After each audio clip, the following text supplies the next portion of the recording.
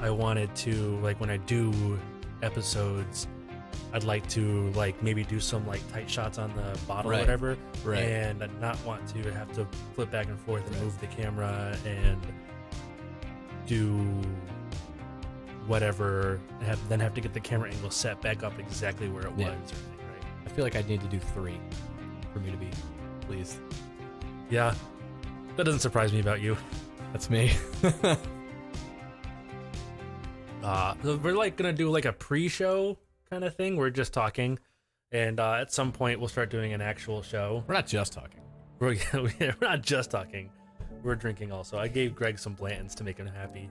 I'm happy now. I'm very happy that I have my Blantons that I've been hunting for now 6 weeks to no avail. You'll Absolutely find it. not. I can't even find it at the overpriced price that I'm not willing to pay, but I'll walk into a store and if they say they have it, I'm going to pay. I mean, there's a couple of places around here that have it for like $130, and there's a couple places that have it, or a place that has it for $400. But I wouldn't do either one of those. No, I wouldn't do either one of those. absolutely not. No, there's no way. It's just excessive. It's too much. There's not a chance that I'll. No. So I'll gladly drink yours because I miss it. you can only have a little bit, and only when you're here. Yeah, that's fair. Yeah. No, that's fair. Yeah. I'm not sending you 100%. home with a Blanton's care package. I mean, you might. You might. I mean, there's an unopened bottle up there, but Right. I could Venmo you. Would be all set. it's yours for $112. Just less than the $130 that it is down the street. Right now, it's a maybe, and by the end of this, it's. Yeah, I'm gonna pour enough for that. Maybe turns into a yes. So, the main episode today, like the main discussion today, will be, hey, Kat. That's not what the main episode. No, that's not gonna be the main episode. Yeah, you gotta. When you see chat, you gotta call chat. I know, I absolutely do, but I also didn't know if you got a new pet, and I just thought there was like a cat down here, and I was like, oh, that's cool. So if anybody was here last time, you remember Greg was on here. He didn't like whiskey at all, and I just forced whiskey into his face until he agreed that he liked it a little bit. True. But now he likes whiskey a lot. A lot. It's Yeah. actually, it's not becoming an issue or a problem or anything, but if I went from where I was when I first came on to not really enjoying it at all, finding a couple that I like, keep drinking it, enjoy it, have a good time, and then now people are asking me what they should order. Yeah. Because they know that I'm getting into it bad more and more. influence. No, I don't know if Yeah. you're a bad influence. I don't know if you're a good influence, but I do know A corrupter. I'm an influence for sure. you're an influence. I'm an influence one way or another. Right. It's your So- tall stature. When we get, it's my tall stature. When we get into the episode proper, we're gonna see if we can find some more stuff he likes that he hasn't gotten into, and kind of go from there. See if I can find something you like, Blanton's-ish, that you can actually get. Well, there's a goal here. There's a goal. We used this a lot last time. A lot. I'm not using it at all today. No, that happened once before, and it did not. With one other guest, it went very poorly. Oh. Well, Mike's not here tonight, so it's hard. I feel bad giving him a hard time, but okay. When Mike was here, podcast Mike was here for that, that ended with a lot of puking. Oh. Yeah, no, that's definitely not what I want to go for. However, No. What I will say, use the dump glass as often as you need to not be hammered, but well, that's fair. yeah, but I think the goal is definitely to pour you a lot more things that you think are good this time.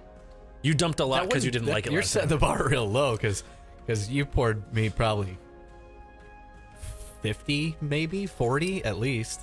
Yeah, I mean they different- were all really good bottles too. You just didn't like any of them last time. Right. So then I felt even worse. Like, But you're gonna like them this time. I have a feeling you're gonna like a lot of them this time.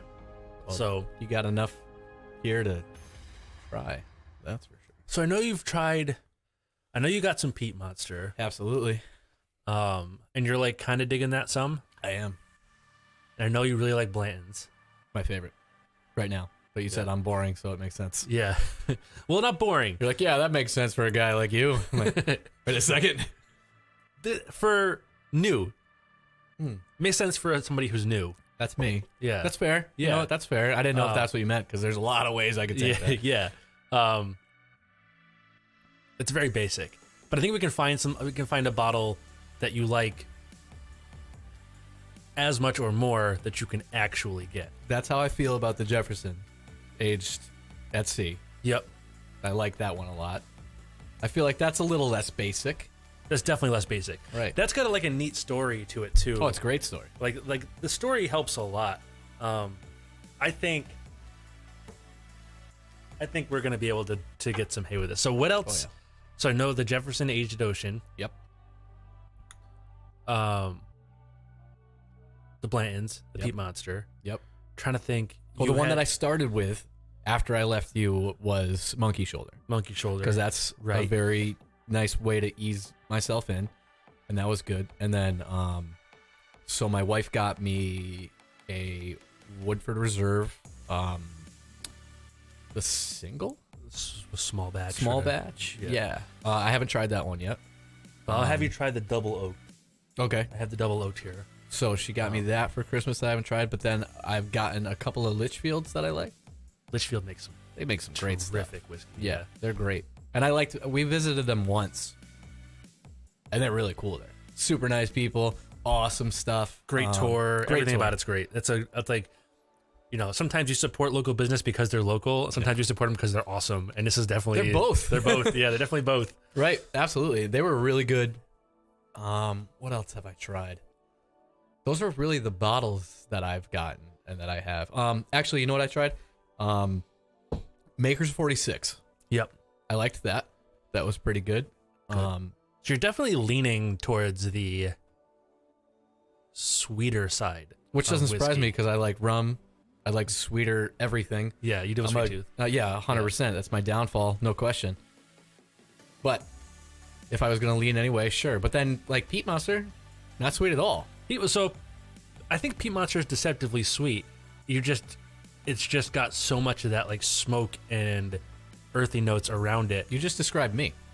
No, I'm deceptively sweet. you're not deceptively sweet. You're just exactly as sweet as you look. That could go a lot of different ways. Like beauty is in the eye of the beholder, and my mom says I'm cute. Something you and your mom and I have in common.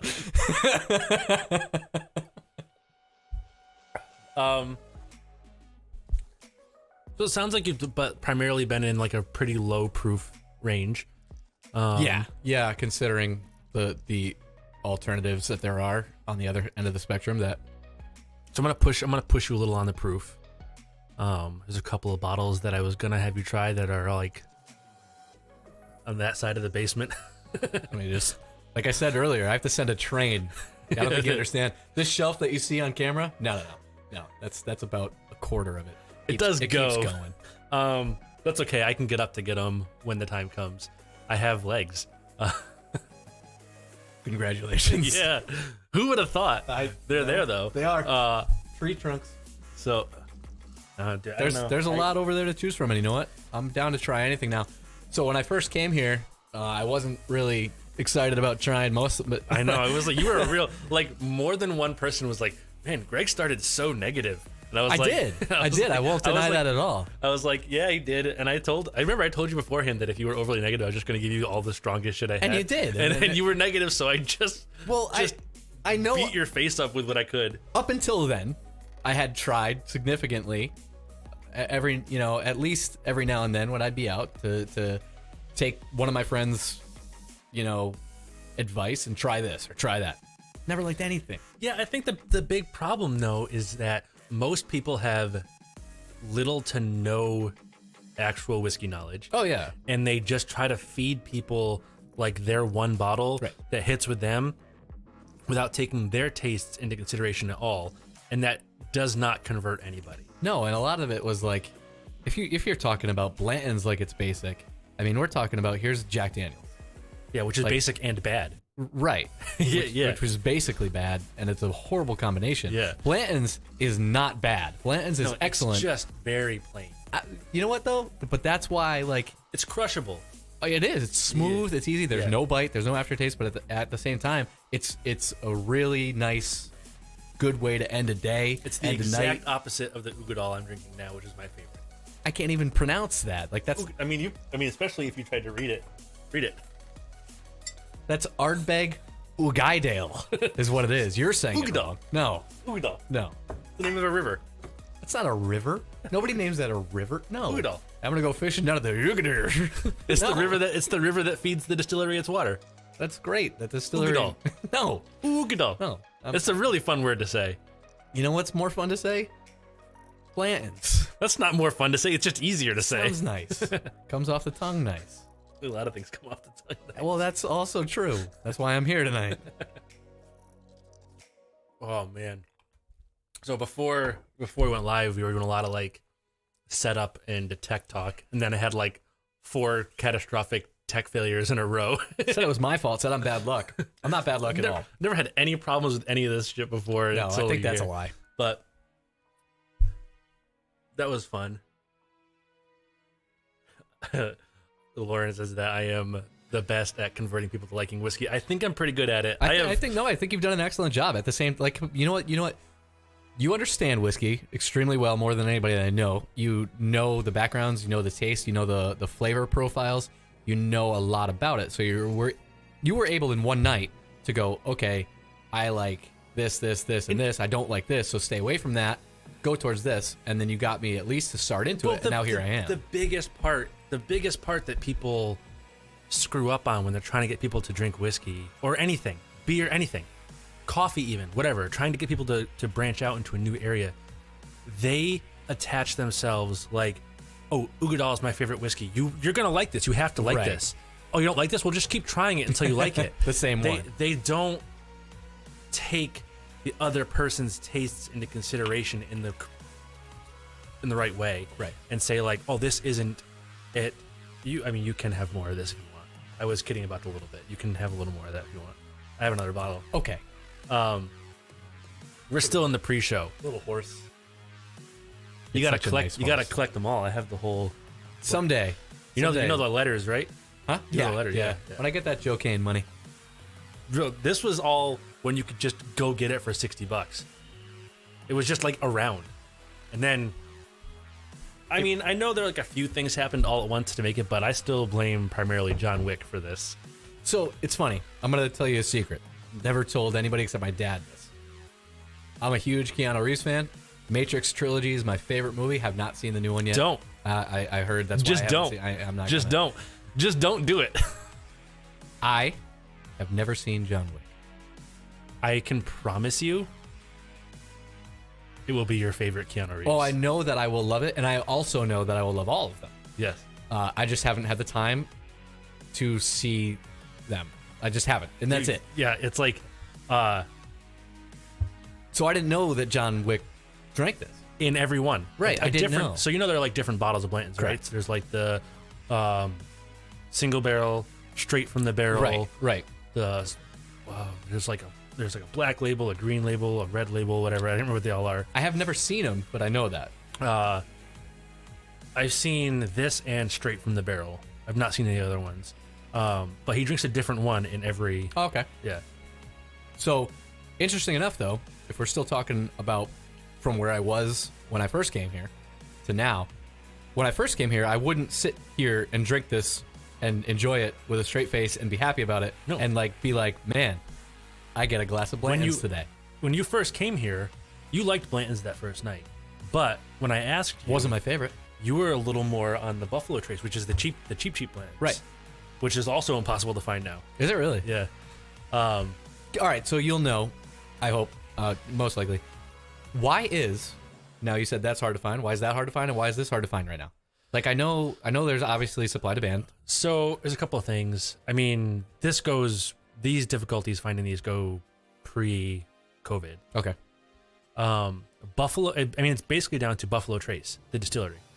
Buffalo Trace Distillery, who, I mean, that is the Pappy Van Winkle distillery, right? They managed between marketing and supply, and I mean, they make a great product also, to be fair. They just got themselves in this like sought after area where they can't keep up with. So remember also, whiskey is not like beer. If you get enormously popular, you can't have twice as much next year. It takes 7 or 8 years. Right. So you have to kind of like prepare for 10 years from now. Right. So they managed to find themselves in a place where their popularity outpaced their ability to grow. Understandable. And now their entire... So it started at the top. Everybody wanted Pappy. They couldn't get Pappy, so they wanted Blanton's. So then their Blanton's went away, so then they went with Eagle Rare. Eagle Rare got hard to find. You could see, I like Eagle Rare. Yeah. I like Eagle Rare more than Blanton's and Buffalo Trace. Okay. It's older. It's more wood char and heftier, and I think it's a more complex whiskey than Buffalo Trace to me. Not by a ton, but a little bit. And it's also a $28 bottle instead of a $60 bottle. At 60, if you can get it. If you can get it. Right. Eagle Rare is hard to find now, but when I find it, I do find it like... Usually I find like a case of it, and it's like limit 2 per customer. I buy 2. So the same distillery does... Run me through that distillery. I mean, so... you don't need to go with every single one, but run me through the ones that I like. So the same distillery does Buffalo Trace, Eagle Rare, Blanton's, and Pappy. Yeah. And we're talking Pappy 12, 15, all of it. Yeah. So it's funny, we were out, me and my wife were out in Newport again, and we were at dinner, and end of the night, had some dessert. I wanted the bourbon menu. That's actually where I tried the Jeffersons, and I loved it. So that's when I wanted the bottle, right? So they had Pappy. That's an option. That is the 12. Yep. And it was like, I didn't get it. I was close, and I had like the full go ahead, but it was like $85 for a 3-ounce pour. So not worth it. So, and that's what you said the last time. I had it way back in the day. Way back before I even liked drinking. I had the 23-year-old Pappy. So that's the $15,000 bottle, isn't it? Like there's $15,000. At the time, I got a 3-ounce pour for $35. Where? I mean, it was a Plan B in Simsbury. I mean, that was just what it went for 10 years ago. Okay. You know, and it is great bourbon. Yeah. The price is unjustifiable. So that's it's the thing. Insane. So last year I was in my local package store. That's liquor store for everybody that's not from here. For everybody, yeah, yep. Everybody that's not from New England yet. And actually, they had a bottle of Pappy 12 on the shelf. I think was going for $19.95.99, and I asked about it just because I was like, "That's the most ridiculous price I've ever seen for a bottle of alcohol." Because I like whatever. It gets way crazier than that, but absolutely. Yeah. But that, this is a small package store in the middle of my little town. That's 12,000 people. Right, makes no sense. Right. So I'm like, "What is that? Why?" He's, well, they do a lottery every year for what package stores get them. They got it. You know what the MSRP on that bottle is? Just no. Just take a guess. I mean, I know this guy, and he's pretty. Like, I would say it has to be like $1,500 because he was selling it for $19.95, and he actually got a buyer from New York that bought in for. Said it was the 12-year. Yeah, it was the Pappy 12, but this was actually 2 years ago now. It was pre-COVID. End of. I want you to look at the screen and look at MSRP. All right. How? $80. How? So why? How is it just the rarity? It's just the rarity. So there's 100 bottles. It's the same reason why the Blanton's across the street is $400 because they know somebody will pay for it. But Blanton's, there's got to be way more than there is of that. Yeah. Well, that's why that's $400 instead of $2,000. Right. So that $2,000 actually sold for $3,000 because the buyer came in from New York and gave them $1,000 over ask. Yep. And said, "Okay, here you go." And it blew my mind. It's you know what it is? It is entirely flex whiskey. That's it. There's nothing. I mean, it's good. Like I said, it's good. Yeah. It's good whiskey, but it's just at the price. It's just to say you have it. So I would put Blanton's though right at the middle of that, where it's like it's really good. The price point is higher than an average person would like to spend on a bottle. I don't want to spend that much on a bottle, but because I like it, I'm like, well, okay. But yeah, I think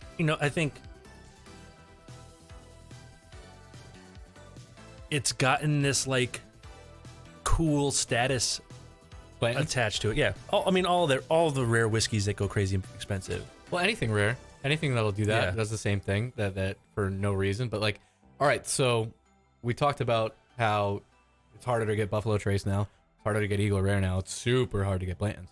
Do you see it balancing out? Yeah. Whether that's next year or in 5 years, I don't know. But it'll be a thing where the supply will continue to creep up and demand will continue to creep down, and it'll just bounce out. I mean, it hasn't always been Buffalo Trace as the whiskey that people want. It's just been the last few years. It'll cycle. It'll be like a cyclical thing. It'll be the next distillery that does like something great. You know, there was a lot of people who were concerned that 1792 was going to turn into that when, and I remember 5 or 6 years ago, there was that. Their distillery, it was in the news, but they didn't.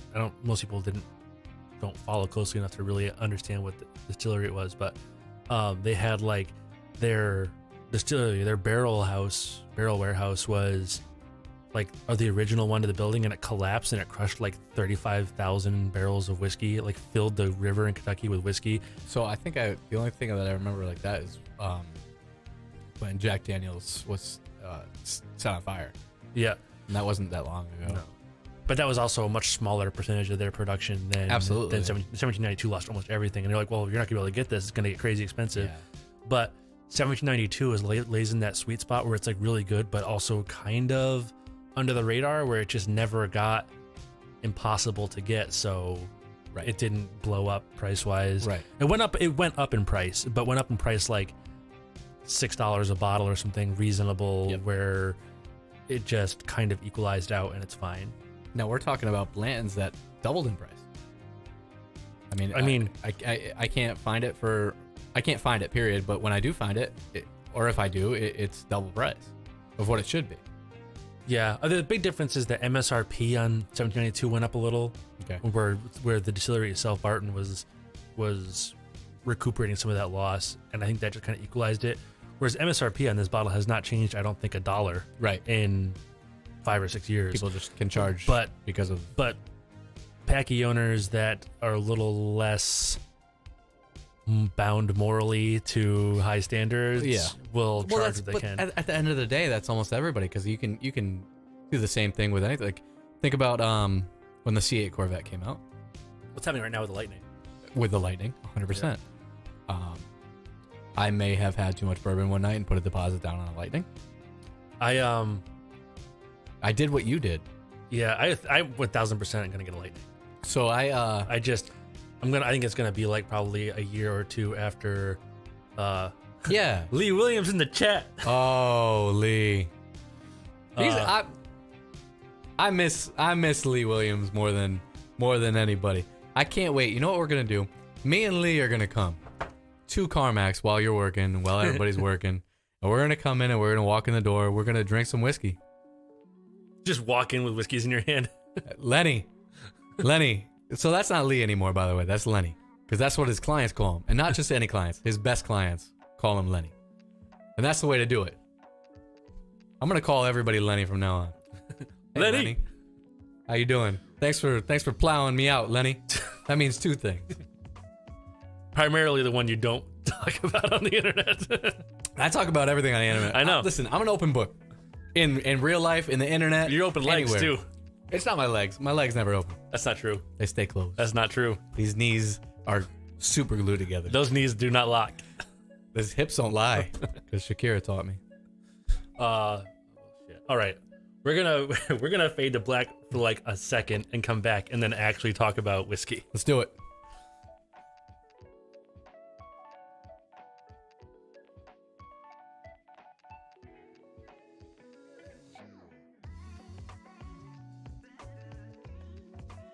We're back. We're back. All right, welcome back. Welcome to the episode with the Barrel House. I'm with Greg, who Hi. Some of you may remember from a live stream many moons ago. Actually, probably like 6 months, maybe? No, it's been more than that. Has it? I don't know. It's been Time is fucked up. I can't keep track at all. I say 2 weeks, and really 2 weeks meant 6 months ago, and I don't even realize it. some time ago, and Greg hated whiskey when he came, and he was negative, and I got him drunk and made him like whiskey. Listen, I try not to be negative. It's actually something that I've been working on in my entire life for a long time. I try not to be negative anymore. I try to be positive. However, completely correct. You were miserable, and it was honestly. Let's I look at the. I didn't know why you agreed to come. Look at the timeline. The timeline is about 9 months. It was about 9 months ago. Yeah, is when I was here. Yeah. And I did not like whiskey. I came in knowing I didn't like whiskey. It wasn't a surprise. I was like, man, maybe I'll like it. No, I knew I did not like whiskey. So I came in and I wanted to try because I know this man's got a collection that's just absolutely insane. He's like the Jay Leno from Cars to whiskey. It's absolutely insane. The Jay Leno from Cars to whiskey. It's ridiculous. So I knew if there was one person that could try to figure it out for me, it would be Joe. So we sat down for an enormous amount of time. 3.5 hours. It was long. It was a long show. But it was a great night. I had a great time. Yeah, it was really fun. And we had a blast. But I tried 40 to 50. Everything gets blurry after about 20. They were real small pours, but it was a lot. I mean, you dumped a lot of them too. Small pours. Yeah, I dumped a good amount. This was like full. Small pours, but if you think about it, like, man, who does like 30 shots in one night? Like, that's not a thing. Well, me too, obviously. But here we are. I don't know if you saw my latest Barrel House edition to TikTok, where I did the that chick who's like, "Oh, you think you're hard? Take a shot of tequila and don't make a face." And I did like an 8 shot of whiskey that's 60% alcohol. Yeah, that sounds about right. And just had a refreshing afterwards. Yeah, that's you. I like that. That's you know what? Fuck off with your 1 shot of tequila. Yeah, that's solid. I'm harder than that. 100%. So that was all right. So that was 9 months ago. I came in. I knew I didn't like it. We found a couple that I liked. I started real slow, baby steps, right? Dude, I even was mixing that shit with Coke to find a way to get you. I was trying to get you in. I was pulling every trick I had. I was really working. I think. Oh yeah. Honestly, I think you were the hardest of anybody I've converted to get on board. Well, if you think about it, like we talked about before, before we started, we talked about the fact that I have a sweet tooth. I like sweeter things. I like cake. I like anything like that. This isn't sweet. No, I mean there are sweeter whiskeys, but none of them are sweet. Right. Yeah. So if you go from that aspect, of course I'll be hard. You know, it'll be hard to get anybody that likes that to like this.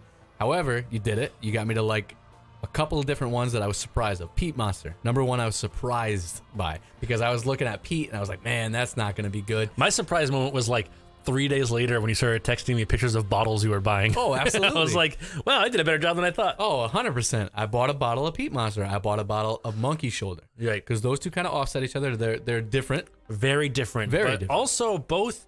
Now, I know you don't perceive the sweetness in Peat Monster. Correct. Because it's very smoky and earthy. Right. But the more smoke you have and the more used to it you get, you'll find that a lot of those peaty whiskeys are actually very fruity and like honey sweet behind the peat. Right. And you're just not maybe like frontally noticing it, but I think that's why you found some enjoyment out of that bottle, because it is actually, there's quite a lot of so subconsciously sweet, which is literally me again. You are I'm whiskey. You're very forwardly sweet. I might depends on the person. Okay. I mean, you've always been sweet to me, big guy. Hey, you know why. So all right, so at the end of that though, I still walked away here with a couple that I liked. Started drinking more. Tried the Peat Monster continuously at home. Tried the Monkey Shoulder more. I probably leaned on that more, right? Yeah, I believe that. And we talked a little in the pre-show about you trying a couple other bottles too. You mentioned like the Jefferson Aged at Sea or Ocean, right? Yes, yes. And you had, I know at one point, you didn't talk about it in the pre-show, but I remember you sending me like you had some of the Elijah Craig small batch. Yes, that was really good. Yes, Elijah Craig is a go-to. I prefer the like real hefty barrel proof stuff, but the small batch is also very good. Super good. You mentioned you have but haven't tried yet the Woodford. Right. I'm excited to kind of try that bottle. I haven't opened it yet, but that is obviously something I'm gonna get into. So I've kind of got an idea of like what you've started to kind of lean towards. Well, so that's the thing, and like in 9 months' time, you alone have taken me from somebody that doesn't like this, has no interest in it, don't want to try it, don't want to do anything. With a collection. I'm good. Yeah, seriously, I'm getting a collection. Like I'm looking at mine, And I'm like, all right, so I've got a bar downstairs just like you do. It's nice. I love it. It's a great thing to do. But you have the shelves. You've got more other stuff. Yeah. I have I've got only a full whiskey. Bar. Yeah. No, I've got a full bar because I like to entertain. I have like one bottle of vodka and one bottle of gin, and they're upstairs under the cabinet in the kitchen. Oh no, we got so much. Actually, I remind me again. I need to talk to you about a couple of different types of alcohol. I was asked to specifically talk to you about it. Really? Absolutely. I'm here for it. Who was asking? Don't worry about who. All right. I want to, I was told, I have a good friend of mine that also likes plants. And he was talking about sipping tequila. I personally do not like tequila, full stop. So, have you ever had a good sipping tequila? I've had a couple of, I'll say that. I've had a couple of what was described to me as good sipping, like expensive, relatively expensive, good sipping tequilas. I do like its smoky cousin, mezcal. Okay. Because it is super smoky. Yep. And that gets me in the door. So that makes sense, right? That makes total sense. There is I honestly think it might just be the agave base when distilled. I like agave kind of everywhere else. Okay. Where it shows up in cuisine and whatnot. Right. But there's something about, I think, the way it gets a little funky. Like that, like almost. That's what I'm looking for. It's like tangy. Yeah. No. Yeah, absolutely. That I. That's fair. It doesn't. But that being said, like we talked about before, people who try to get you into something you're not into, oftentimes just try to feed you the one they like over and over. I've never had somebody who was like a huge tequila nerd with a bunch of bottles who's like, oh, so what do you not like about this one? Try this one. Well, but also, I mean, how many people are like me, but don't have a U? So you just said the same thing. Oh, tons. Right. So how many people go, I don't like bourbon, I don't like whiskey, I don't like scotch, but they don't have 7,000 bottles. I've and a said friend it before, like, and I'll say it again. I've never brought somebody down here who didn't like whiskey. Right. That I didn't eventually convert. Well, no, that's good. I'm 100%. I will get it done. That sounds like a cult. I'm working on it. Yeah. What's up, Risk? It's from the Cantina Cast Discord. Oh, awesome. Yeah, he's been like popping into the Barrel House channel a bit. Very cool. I'm happy to see him join us. So we're gonna open up your Here we go. Taste a little bit here. Let's do it. We're gonna pry you open and see where we can get. If I had time for every time I heard that. Especially out of my mouth. Oh my God, yeah. So we're gonna grab a couple of proper tasting glasses here first. So while Joe's doing his thing, I want to tell everybody, I don't know, for the people that didn't see the first episode with me, how Joe and I know each other. Joe and I had the pleasure of working next to each other within a 3-foot distance most of the time, mostly within Greg has a 3-inch cardboard difference. cutout of me in my underwear in his house. That's not a lie. I'm not even gonna say it's a lie because I do. But me and Joe worked with each other for almost a decade. I have since left, and we continuously maintain a friendship and conversation as always. Because we're both super messed up. Oh, That's yeah, the thing that keeps us together. Humor is what should keep the human race together. But me and you have some dark humor. It's not normal humor. No, but it's great humor, and it makes me laugh almost every day. We do talk almost every day. He's a great friend of mine, and I appreciate him asking me here for a second time because Well, I've said it before. I'll say it again. You're always welcome here. So hey, I'll always come here. So That means two things. It definitely means two things, and they're both accurate. We had this last time. Okay. This is the Joseph Magnus triple finished, and you liked the story of this one. Absolutely, I remember that. This is the story of the man who had like guerrilla marketing in the 1800s. Yep. Right? That's my style. I like that. You did not care for it. Okay. Last time. So I want to tell you one thing before we get to step 2 because I know what step 2 is. I want to tell you something about my ability now to also tell people how to properly use their nose. Oh, good. I've been with a lot of people that have gone up like this. And I'm like, no. You gotta open your mouth. You gotta open that mouth and you gotta stick that bitch in there. But also, it I'll have them go, all right, do it again, just like you did with me the first time. Do it with your mouth closed, take a good inhale and tell me what and then do it with your mouth open. It's totally different. Massive difference. Totally different. Massive difference. And what you did really good is not saying something before I smelled it. You'd ask me, you know, what I could pick up on. And then I would lead you a little once you gave what you had. And after I told a couple of my friends and family members to open your mouth and then take a really nice inhale, they would tell me, and I'd be like, that's exactly what I was already going to tell you. Right. It makes such a big difference. It does. It's the cheat code to getting started on this. Oh, absolutely. Oh, see, I can already see why I wouldn't like this one. So the only thing that I get when I actually smell that and I smell it nice is honestly like a methanol. Like I smell like an ethanol. So it's higher proof. You're definitely gonna get the ethanol. I have like a vinegar type deal. I have a little bit of honey, and a little like nutty, like. You see a little nut, like it's not like.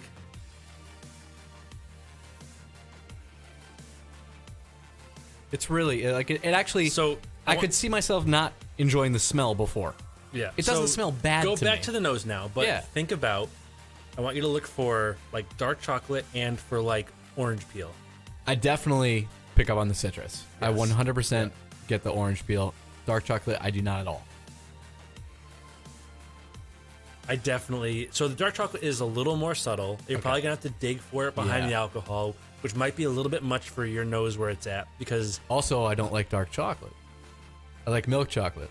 Yeah, you're gonna. So this is relatively sweet though, but the sweetness in this comes from. So this is finished in 2 kinds of sherry cask, Pedro Jimenez and Oloroso, and then also in cognac casks, and then that's triple finished, and then combined. Okay. So you're gonna get a lot of really rich, dark sweetness out of it. So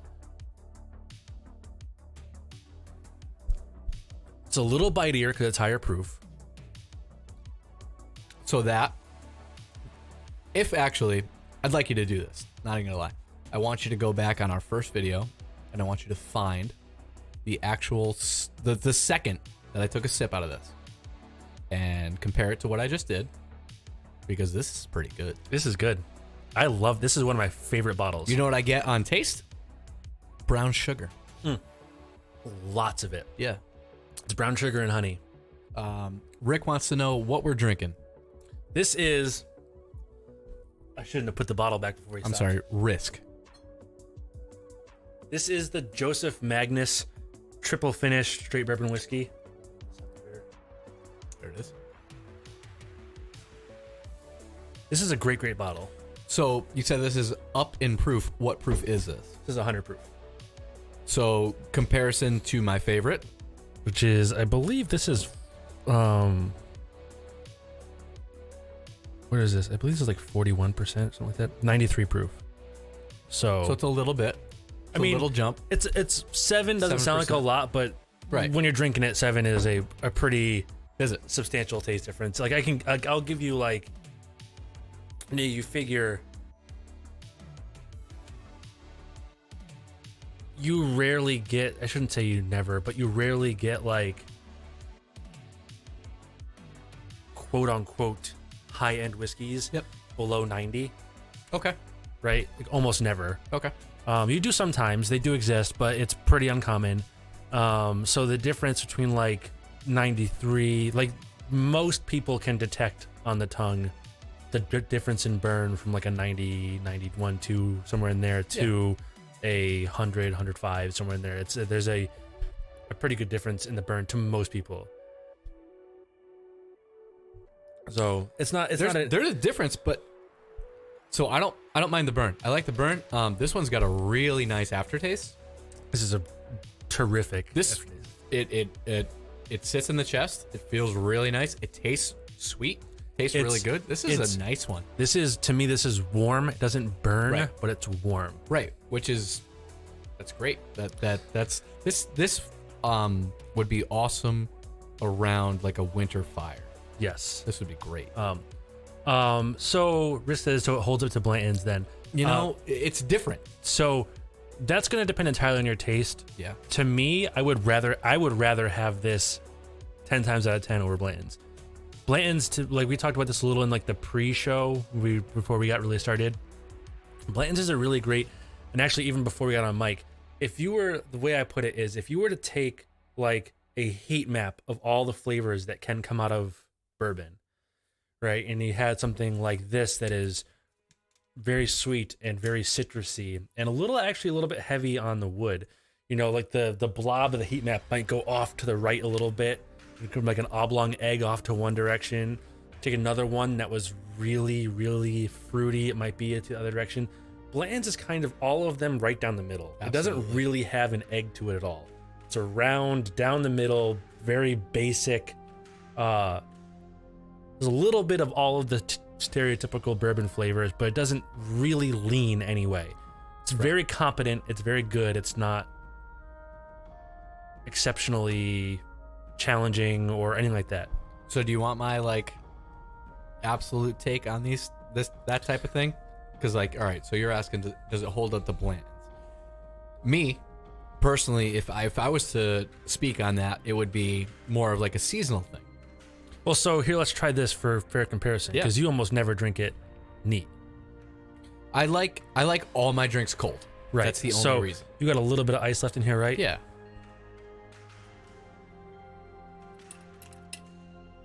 Try it cold. So my whole thing is like, again, comparison to beer. In the summer, I don't want a heavy IPA. In the summer, I want a light, drinkable beer that's going to be refreshing yet beer. See, I think this stands a little bit to where we are in our different experiences, because this isn't hot or heavy to me so much. This is okay. So that iced with one rock like that it's like a Blanton's with a little bit more kick. Not much, tiny bit more, but a nice kick. And if I were to say anything like Blanton's, I would call my summer bourbon, and this I would call my fall to winter bourbon.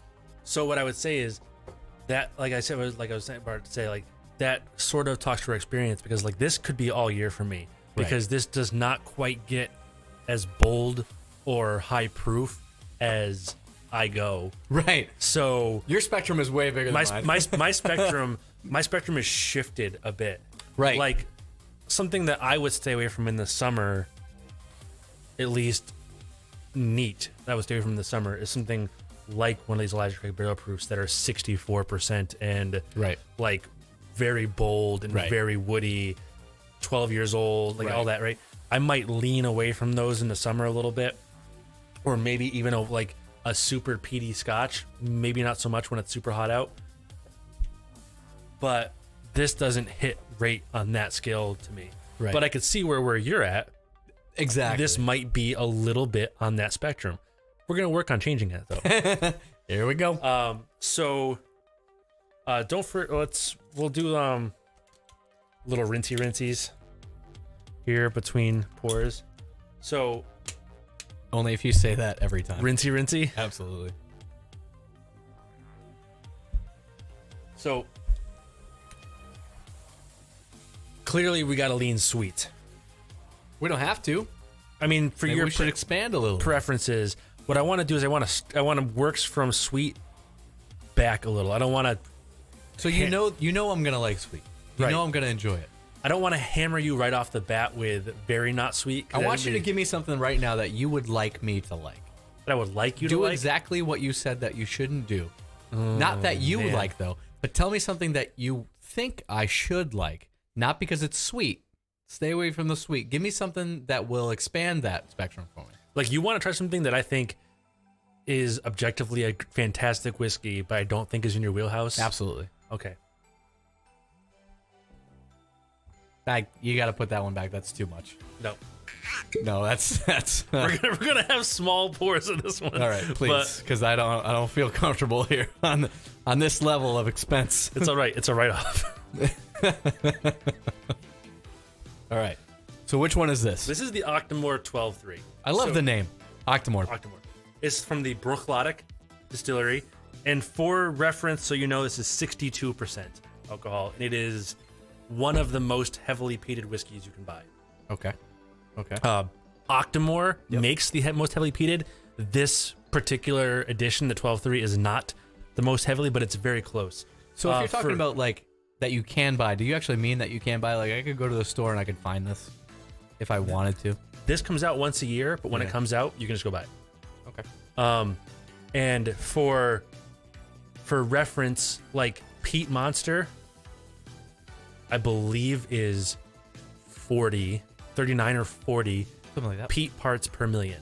Okay. This bottle, I think, is 160. That's a little bit more. Something like 130 peat parts per million. This smells really good to me. And I guarantee you, I love this whiskey. if you roll back the footage, you go back to 9 months ago. Yeah, you weren't into it. I guarantee, well, this wasn't out, but I guarantee you had me try. You had the 11-1. Right, time. so I'm sure I was like, oh, God. No, you didn't like it. You made it. smells good. You made a Yeah, face. I guarantee it. This smells amazing. I want you. So there's a peat expresses itself a little differently from distillery to distillery. Way different. Octamore, the way Bruichladdich peat expresses. Did you just like burp? Bruichladdich? Yeah. Yeah. What was that? That's the name of the distillery. No, it's not. The way their peat expresses itself, on top of the intensity of this, their peat always reminds me of blue cheese. I don't get that scent at all, but I'm having trouble describing what I am getting, so. That bottle is way more, here, I'm not going to pour any, Yeah. but just hawk the top of the bottle. This bottle is way more blue cheesy. Yeah. Yep. Big time. So I can get that from there, for sure, and I love blue cheese. This, however, I'm not kidding, I'm having, like, I don't know how to describe this scent.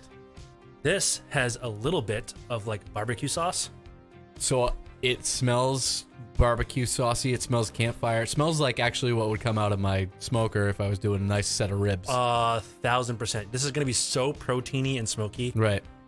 It's going to be on the palate too. This bottle is fucking delicious. It's going to be real intense for you. Is it? The heat is the alcohol proof. Yep. Very high. So with the alcohol proof being high, am I going to get like that kick in the teeth right off the bat, or am I going to get it a couple seconds later? That depends a little bit person to person. Okay. How your body handles. For me, the alcohol is way more in the throat. Okay. Mine's usually in the chest, so there we go.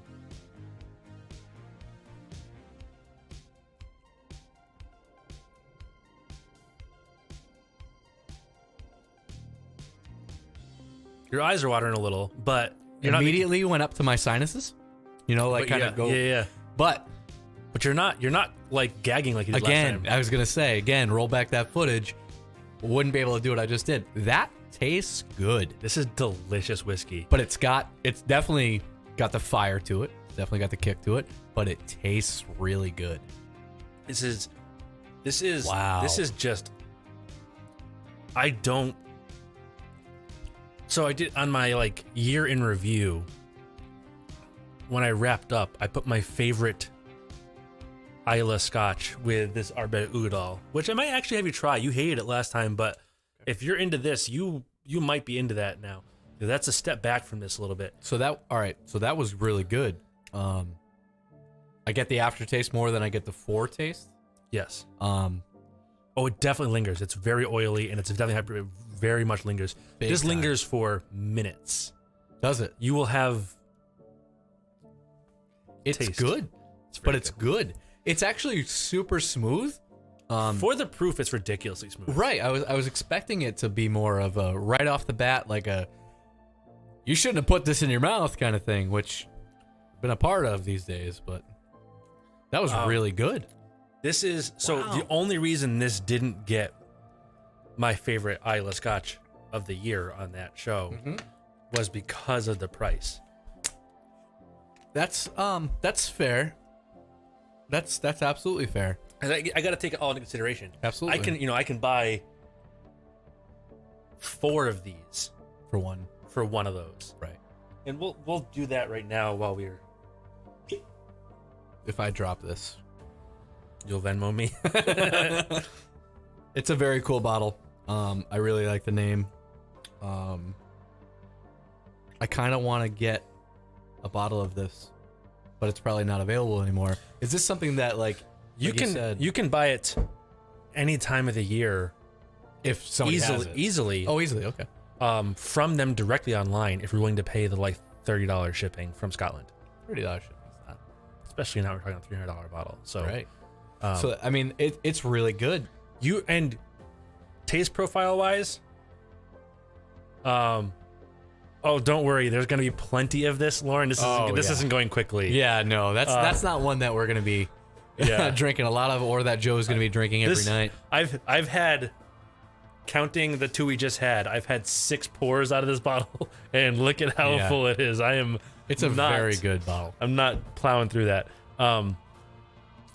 Comments. Leave that for other things. What is this one? This is the Artbeg Udoll. All right. So that's the word that you made up. This is the one that I put as my favorite. This is also has been my favorite Isla, I believe, like 6 years running. Okay. And I find it to be a perfect balance of sweet and smoky. So it's like a sherry cask finished peated scotch. It's very peaty. Again, smells good. Smells great to me. It's delicious. This smells great. I'll let you give some things, then I'll give you my notes and the official notes on it. You said 6 years too. I've had a hard time for the money. I've had a hard time beating this. So, all right, take money out of it. Money out of it, I go to this. Okay, fair enough. But like, I cannot.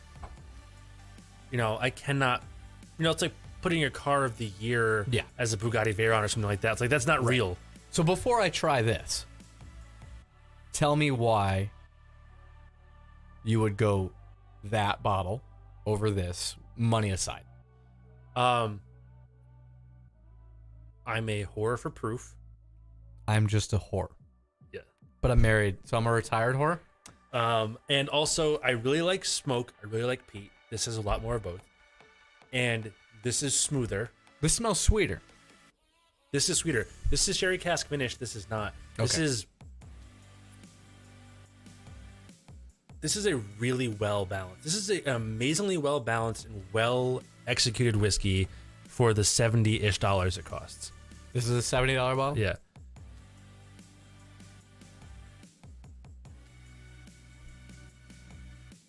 It's 56%, 54% alcohol. Like that. It's really good. It's delicious. It's so easy to drink. That's really good. It's proteiny. It's got like. Well, I'll let you think about your notes before I start blurting out what I get out of it. I know this is a weird way to describe it, but it tastes heavier than that does. I think that's fair. It tastes darker. More smoky. Darker. So that's funny. This is actually way smokier. But I said this before to people. This is so smoky. The smoke becomes almost imperceivable. Like you detect the smoke as a different note. Right. It doesn't taste like smoke anymore. Well, it's almost like burning two different types of wood. That's like burning a softwood, and this is like burning a hardwood. But they're both just burning peat. Absolutely. Right? But this is so smoky that it comes through like this one comes through a little more like meat. That one comes through a little more like blue cheese. But I definitely get the both. I get them both. This one tastes like smoke. Yeah, it does. It has smoke 100%, taste to it. Right. I think if it was much peatier, that smoke note would be harder to detect. But I think it's right on that line where you get like peak smoke before you get diminishing returns. It does, and it's but at the back end, super smooth. Doesn't kick me in the teeth and linger as hard as that one does.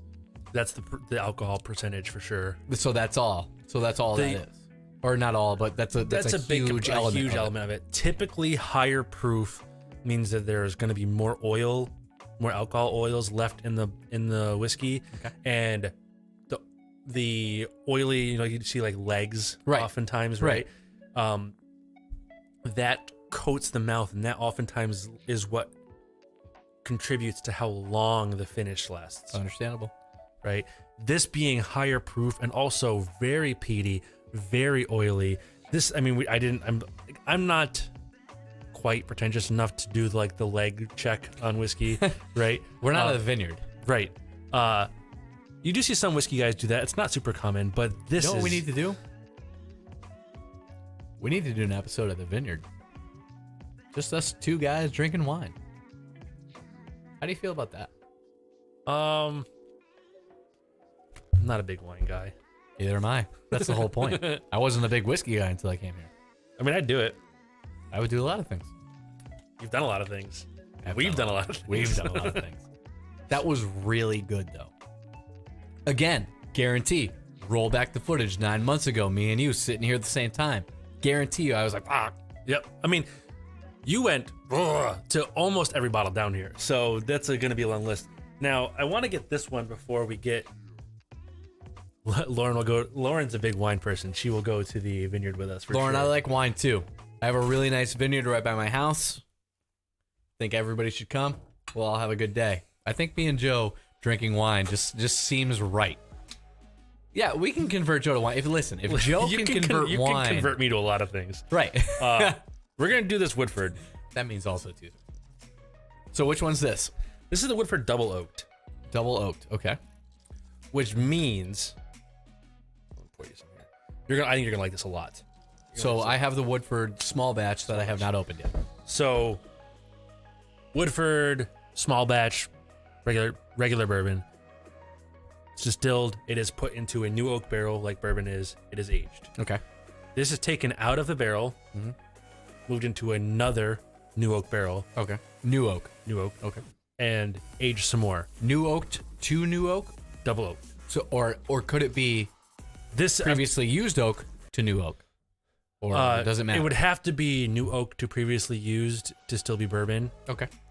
To be finished bourbon. Okay. Because it has to be called bourbon at all. It has to be aged in new oak. New oak. Gotcha. I'm pretty certain. I might be wrong, but I'm pretty certain Woodford Reserve does new oak to new oak. Okay. So let me ask you then. You know, we're on the subject.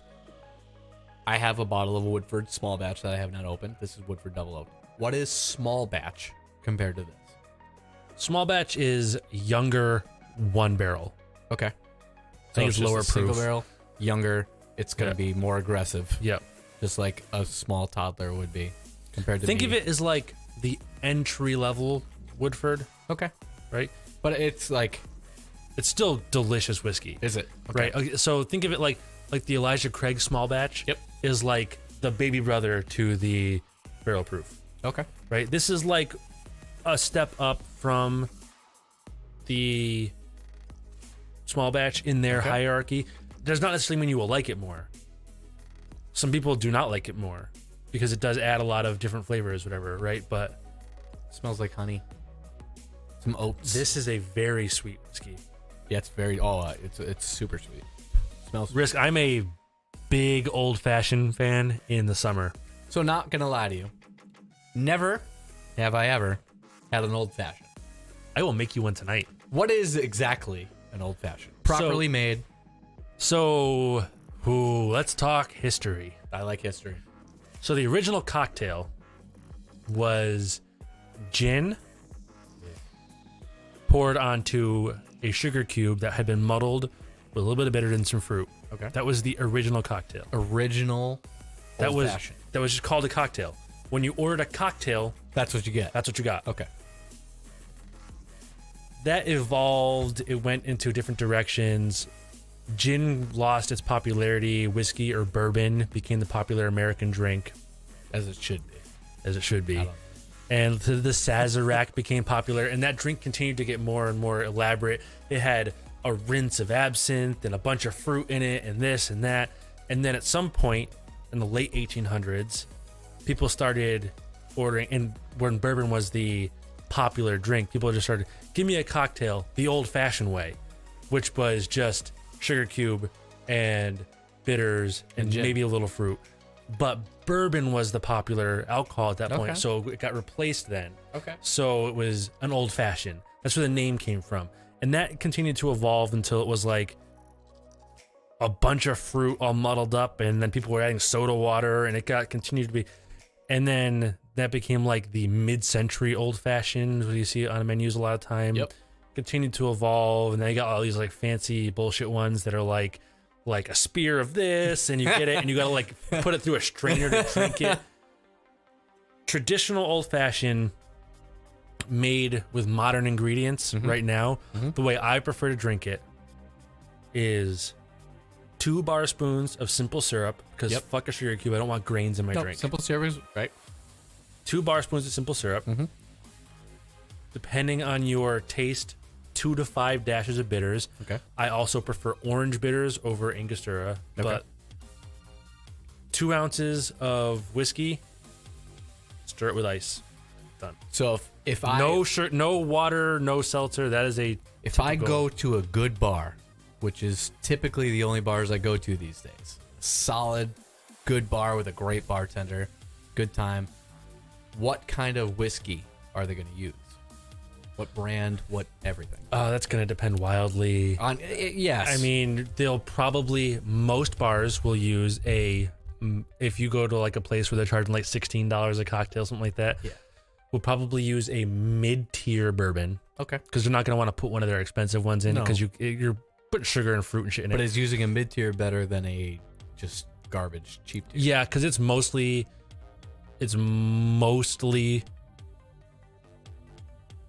bourbon. So like the bourbon does make a difference. Big difference.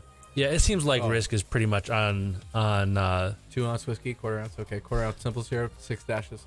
yeah. Bitters, yep. Yeah, Okay. Angostura you can go a little heavier on. If you go with 6 dashes with like an orange bitter, it's going to be very orangey. Okay. But I prefer orange bitters. Buffalo Trace or Knob Creek. I prefer to go with something a little bit higher proof. Then each of those a little bit higher. Because I like a little bite to it. And then I will also orange peel. I will squeeze the orange peel over it. Yep. Through a match. Ooh, You get a little fancy. burnt orange oil. Whatever you're saying right now, I'm going to need you to do at the end of the night what you said you were going to do. I have it all. I have it all. No, upstairs. no, this is all going to happen. Yeah, I need have it to- upstairs, Like, yeah. I'm not kidding. I have never had an old fashioned. I don't know if we're gonna do this on stream because I don't want to necessarily want to bring all this down. We That's might. true. We might. We'll see. We should. We need to. We'll see how it goes. I It might be part of the the after show. the after show. Yeah, absolutely. We'll take a 2-minute intermission. Absolutely. I'll go up and get the stuff. Since I've been on the I'll make previous show, I'll make it with Blanton's, because every time I make a Blanton's old fashioned, people get mad. No, I'll get mad. I don't even know, and I'll get mad. But since I've been on the show, I've only just been trying different types of bourbons, whiskey, scotches that I can. I haven't actually tried an old fashioned because one, to your point, I'd like one properly made. I'd like an actual old I fashioned. really hate when they put a ton of fruit in it. Yeah. Right. So, And so that's when the I'm problem. looking, Even I'm at like, really nice bars, a lot Yeah. of times you end up with that because it is such a basic drink right, that they feel the need to make it fancy jazzy. it up, and Yeah. it just ruins it. Right. It takes all of the whiskey out of Right. the flavor. So Risk puts an orange peel around the rim too. So that's what I do, is I will express it over through a flame. Then I'll rim the glass and I'll drop what's left of the orange peel in, give it a couple quick stirs. If I don't have matches, I will use a lighter. Yeah. Prefer to use matches because the lighter, depending on how shitty the lighter is, you might get a little butane-y. Oh, right. Yeah, but All right, I have so also what do a I good have lighter. right here in front of me? This is the Woodford. This is double oaked. Yeah. Double oaked. So sweet. It's this. This also makes a.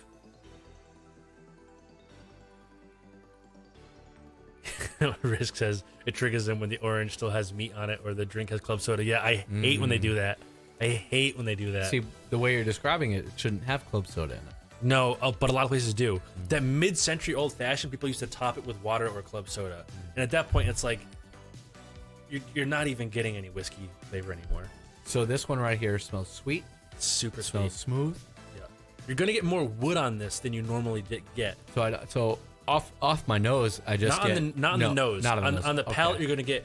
And the woods, it's not old enough to taste woody, but you'll get that like a slight sensation of like, you know the way your tongue feels when they put a tongue depressor on it? Yeah. That like slight dried out. It's like the sad ice creams we used to have, like when we were in elementary school with a little wood spoon. You'll get a slight. It's very subtle. It's not overwhelming, but you'll get a slight bit of that like moisture exactly suck out of it. So, tell me if I'm wrong. I get honey and I get banana. Yeah, banana. But you definitely get banana. Banana is super common in bourbons. Oh, is it? Okay. Yeah.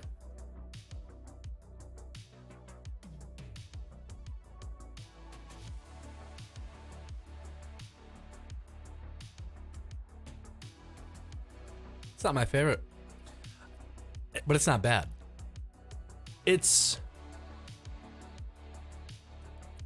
me, this falls very similar to Blanton's on the spectrum, except for it leans a little bit more on wood, a little bit more on sugary sweet, not like brown sugar, but like white cane sugar sweet.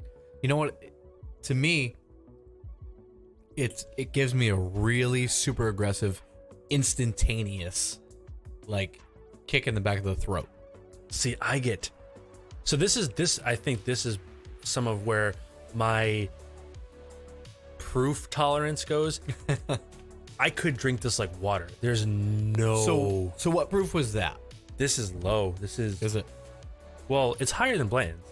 It's 40, or actually, I think it's about the same. It's 45. What was this? Oh, 93. So it's actually a hair lower. So that's weird. It honestly probably goes back to what you said. The double oaked. Like it's I think the wood character.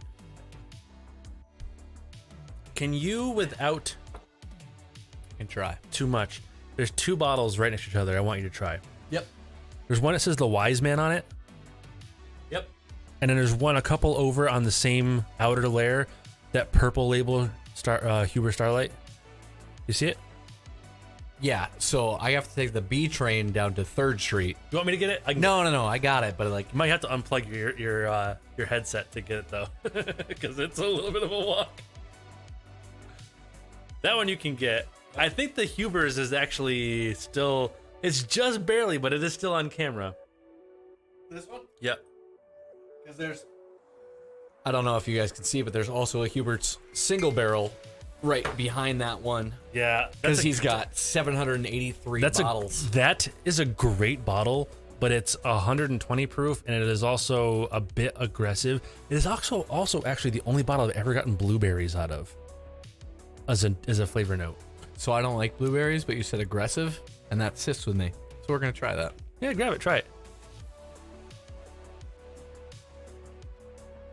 I forgot to mention exactly when we started, when we were talking about the different bottles that I've tried and that I have and that I liked. I did get a bottle of Redemption small batch. And so Redemption's MGP. So I liked that, because I like the name. I think Redemption's a pretty badass name. It's a good name. I think it was like, man, you know what? It was a pretty, for me, it was a higher price bottle. It was about $90.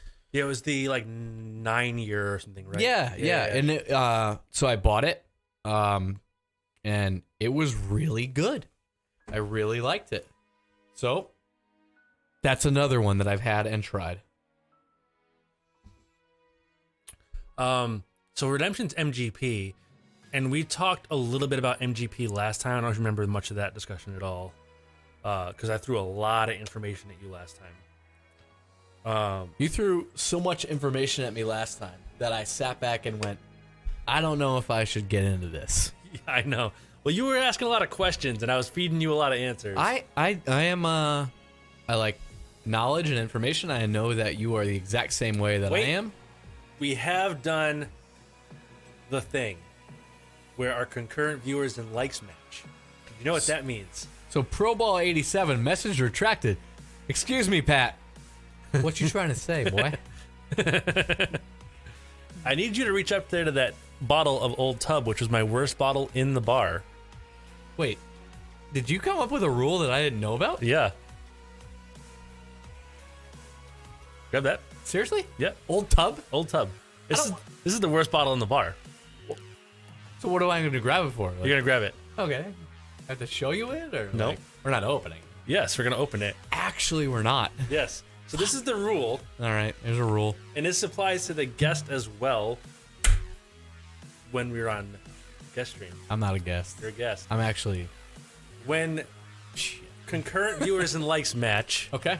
we have to do a bottle rip Right off the bottle. right off the bottle Sending it. I'm in. I don't care. of Old Tub, which tastes like Band-Aids and sadness. cherry NyQuil and sulfur. Oh, God. Thanks, Pat. It smells like cherry NyQuil and sulfur too.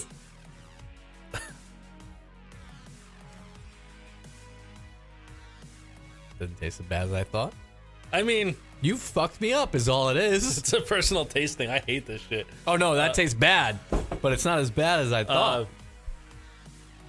All right, so my buddy Pat is asking if there's a website that you recommend Curiata for is buying good. online.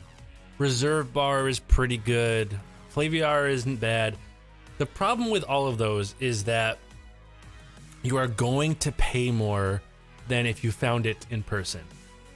If you can't find it in person and you have to resort to it, a lot of times the best answer is actually to buy it straight from the distillery. A lot of distilleries will sell online, depending on the state and what their laws are.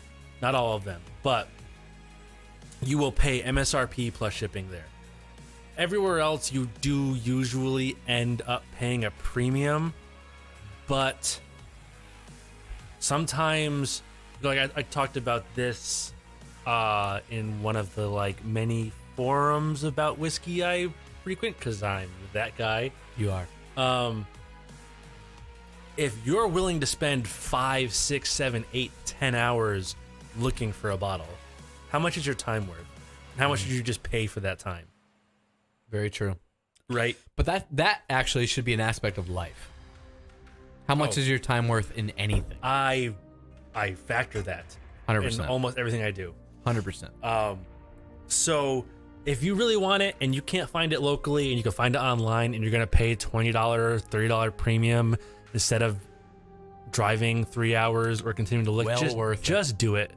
Just do it.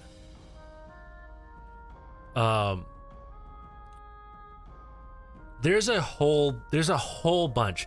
I would stay away from Sip Whiskey and any that website and any place. If you look at, I can't remember the name, but if you look at the very bottom where it has like the registrar and shit for Sip Whiskey, any place that shares the common parent company, I know people who have bought bottles and they haven't shown up for like 9, 10, 11 months and then just show up or never show up. I wouldn't mess with them.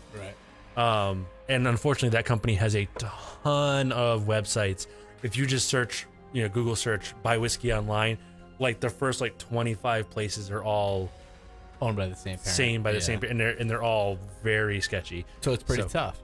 So really, your best bet is to go local and to get what matches what you think your palate may be, or Flaviar. If you want a particular bottle, talk to somebody at your local store. A lot of times they can order it for you, 100%. and that is 100% the best way to go. For sure, the best way to go. But if you're not sure, I think that after I was speaking to you before the show, I think that I might do Flaviar, and I think Flaviar is great for like 1 year. Yeah, for a person to get like the tasting kits. Absolutely. Where they send you like 4 or 5 samples and explore that way. And you get to know what you like. But once you've kind of gotten your lanes, it's way more expensive than it's worth. Right, but once you get your lanes and you know exactly what you like. That first year or so, it's definitely a good way to get a lot of experience very quickly. So is there a way for somebody, say for instance, they know, hey, I like blands. What else might I like? Is there a website for that, or is there just more Not really. I mean, what you do if you have a bottle you like is you find somebody who knows and you ask. Like, there's not a lot of people that know, like you pointed out before. I truly believe that. Do you know what you can do though? I don't know what you can do. You can reach out on Instagram or at barrelhousepodcast@gmail.com and I can help you with that. I've done that for a few people. So you'll actually personally talk to them? What if you forward it to me and I just like send them random pictures that I feel like sending. Dick pics. It might be. I mean, I haven't done that. I have actually had quite a few people reach out about recommendations, and I feel like That's good. I've really opened some eyes as far as like how little effort it takes to find a bottle you love without having to jump through a lot of hoops. Absolutely. A lot of people think I like this bottle, right, and I can't find this bottle, well, I'm fucked. But it's not that. It's not that. No, there's a lot that you could look at and you can go like, well, for instance, like you said, my favorite's Blanton's. You know I like Blanton's. Well, I'll probably like the Eagle Rare. Bad thing right now is both of them are kind of hard to get. Yeah, and I'll give you some Eagle Rare to see what you think of it. All right. But what do I have in front of me again? So, this is a relatively new bottle. Knob Creek 12 year. I have the Knob Creek 12 right here. It doesn't taste anything like Blanton's, but I think it is very similar in the like quality realm. So, as a Blanton's fanboy, I will change that, or at least I will test that in a minute. I'll try that. And it's very good. I will let you know. It is very. I think this is the best thing Knob Creek sells. By the way, it's cheaper than the 15 year, and it's much better to me. So let me ask you a question because I've never had 12 or 15 for Knob, unless I did when I was here before. I don't think you had it last time. I don't remember. I've had Knob Creek. Period. That's it. Like their flagship, whatever you want to call it. The regular standard. Yeah. I don't know what that is compared to that. It's a pretty drastic difference. It's gotta be, right? Yeah. It's well, we can dig into that when we taste this. All right, so we have the Wiseman. This is Kentucky Owl Wiseman. This is a relatively new bottle. I was fairly unimpressed with it because I find it to be very simple. It smells sweet again. It smells really nice, actually. It smells great. I think you're gonna find this. Well, I'm gonna put it this way. I'm curious. It smells like honey. It smells like Honey Nut Cheerios. It smells like a bowl of Honey Nut Cheerios. Yeah, I mean, it definitely has that. It's got the cereal graininess. It's honey sweet, a little brown sugar sweet. There's almost no barrel to it. Kentucky Owl has a huge pedigree of making fantastic whiskey. So you think I'll like this?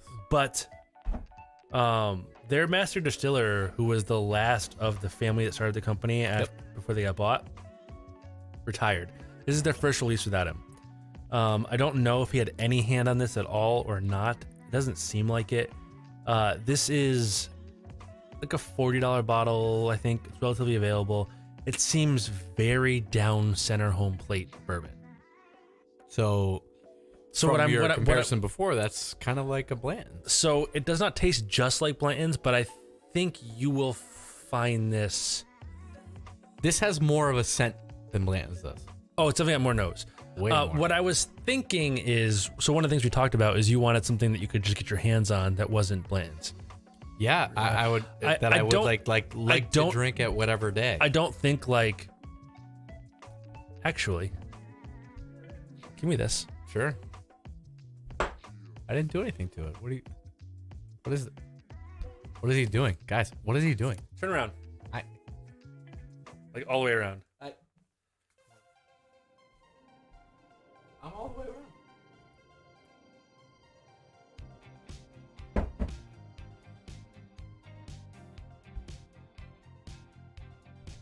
Okay. Try them and see what you think. The double blind or single blind taste. Single test. blind, yeah. All right. So am I supposed to identify? I just want you to tell me which one you like more. I don't need you to identify. Just tell me which one you like more.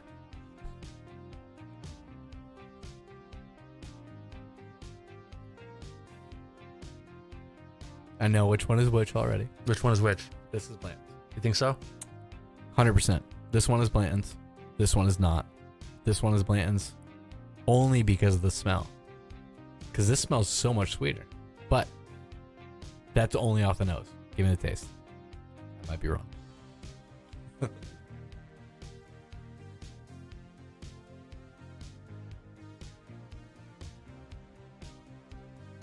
Sticking with my original. That's Blanton's. Try it. Keep trying. Keep drinking.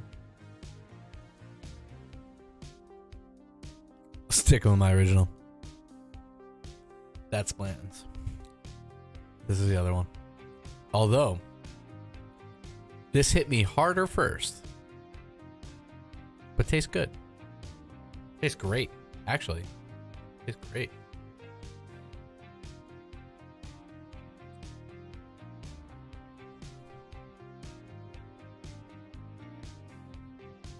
Tastes great. Hold on.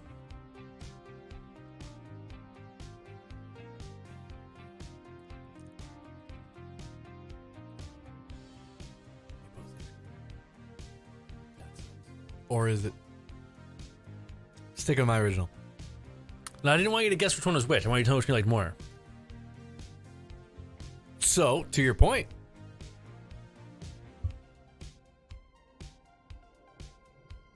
I'd say I'd like this one more. 5%, 10%. 10% maximum. That's maximum. I don't think there's a massive difference. I think that both of them are very similar. Smoother, for sure. Sweeter on the nose, but kicks you in the chest. Or kicks me in the chest, not maybe This you. one, yeah, so you are right. Right. They do not smell alike, really, to me. No, not at all. Right, you get that? So you smell the I Blanton's. smell an empty glass. And I can tell you. Correct, but you smell honey, and you smell like maybe like a But I note. find them both to be very, like, I feel like round is such an overused term, but neither one of them stands out as special to me in a direction. So if I was gonna go with like a special, I would actually say that the Wise Man. This one does lean a little bit more in a direction, but it's not a lot. It's not a lot, but it's significant compared to if we're using this as a control. So I believe this is all over the place, and MSRP I believe is $20 a bottle less than Blanton's. Really?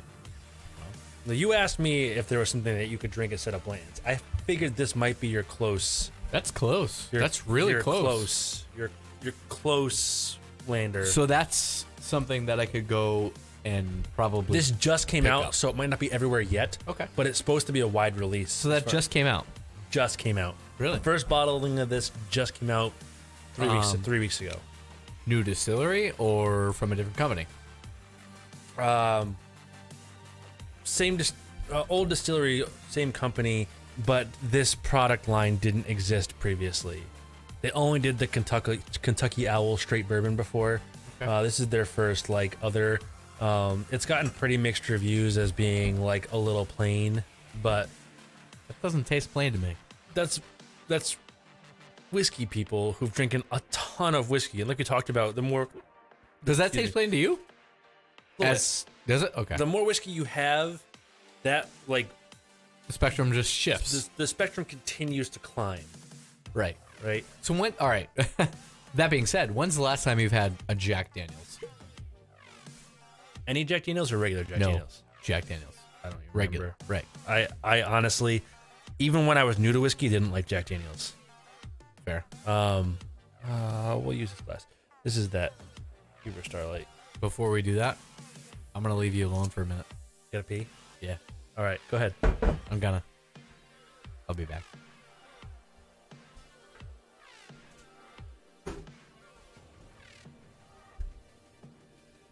So let's see. I got a little behind on the chat here. Sorry. So risk is never tried. So it's not that it's way far off though. Risk. I think the Knob Creek 12 has a lot of that Knob Creek taste to it, like the mintiness and some of the nuttiness and stuff that Blanton's doesn't have. But I think it is sort of in the same way that this is close to Blanton's in that they are compacted and that they don't reach really far in any direction. They stay relatively close to home plate for bourbon. They're good though. They're good. I prefer the flavor profile that the Knob Creek 12 puts out. to the Blantons, but it's not a ton. It's a subtle difference in flavor profile.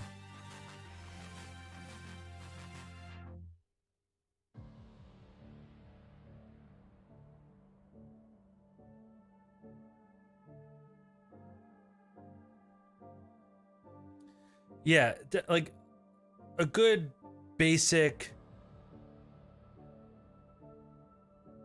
standard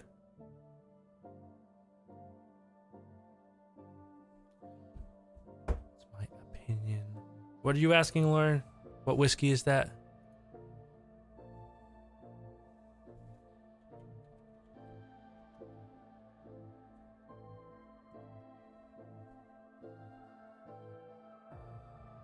I don't know if Bellis? I don't know if I've had Bellis. I'm looking right now. No, I haven't had that. I've seen it. It's when it comes in the little wooden barrel. I haven't had it though. It looks, the little barrel looks gimmicky to me, so I haven't tried it. But I've seen it.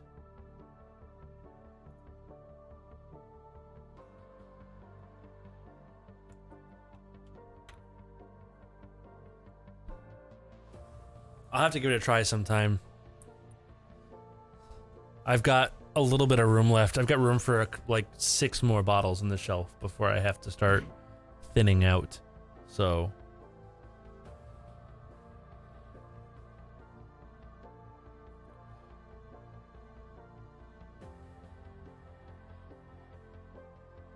it's for beginners like you. See, those are the ones that I struggle with, the beginner ones, because they feel very easy to me. Like they're just too plain. And I like a little challenge in mine. He's back. I've not had Chestnut Farms either. I don't think. It's possible I have at a tasting or something, but I don't think so. The name doesn't sound familiar. I've had Chestnut Farms. You've had Nut Farms for sure, and you've had nuts on your chest before. No, I keep looking behind your head. It says Redbreast. Redbreast is great. Yeah, it's why I keep slapping it. We'll give you some of that. Okay. We'll give you some Redbreast. All right. This is the Huber Starlight. The what? Huber, the Starlight Distillery, Carl T. Huber. This is sherry cask finish.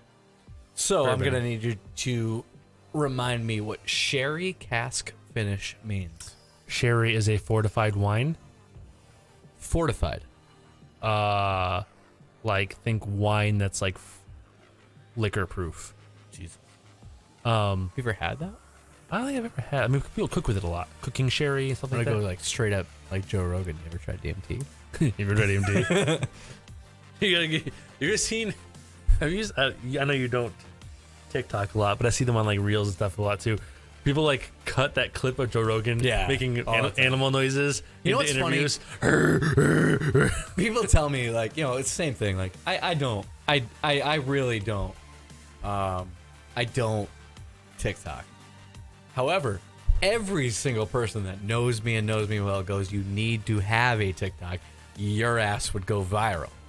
And I'm the like, thing with TikTok is, the thing you hate about TikTok goes away after like 4 or 5 days using it. So I just need to get on TikTok, hop on the train, and I also need to create my own. Yeah, for sure. All right. The barrel off TikTok does. The barrel off TikTok does great. Does it? Okay. I mean, I see like, that's all I need to know. I see a measurable increase in downloads. Yep. Every time I post one. I'm in. But like the other day, I was sending you some of the curated TikToks that I found, and they're so messed up. I love them. But the thing is, the more really screwed up TikToks you watch, the more it shows you. Dude, your FBI guy must look at your algorithm and be like, is this dude okay? This dude, I should still use some of my Fed Smoker TikToks that come up. All right, so my favorite locally made bourbon is Litchfield 1000% Litchfield. Litchfield crushes, absolutely crushes anything local. So not for nothing too, about Litchfield Distillery, really cool area of the state of Connecticut. My wife and I had a weekend together where we did breweries, the distillery, and a couple vineyards. I can't remember the name of the lake up there. Amazing lake with Harrison Ford owned or owns a house on it. Yeah, a bunch of celebrities up there. Yeah, beautiful area. Last I knew, like Harrison Ford had a spot up there. Trying to remember who else. There's a couple. I think I want to say it was like Tom Hanks had a spot up there. Taylor Swift has a spot up there. There's it's like the big names with lots of money. Right. So we went to Litchfield Distillery. We went to an awesome brewery.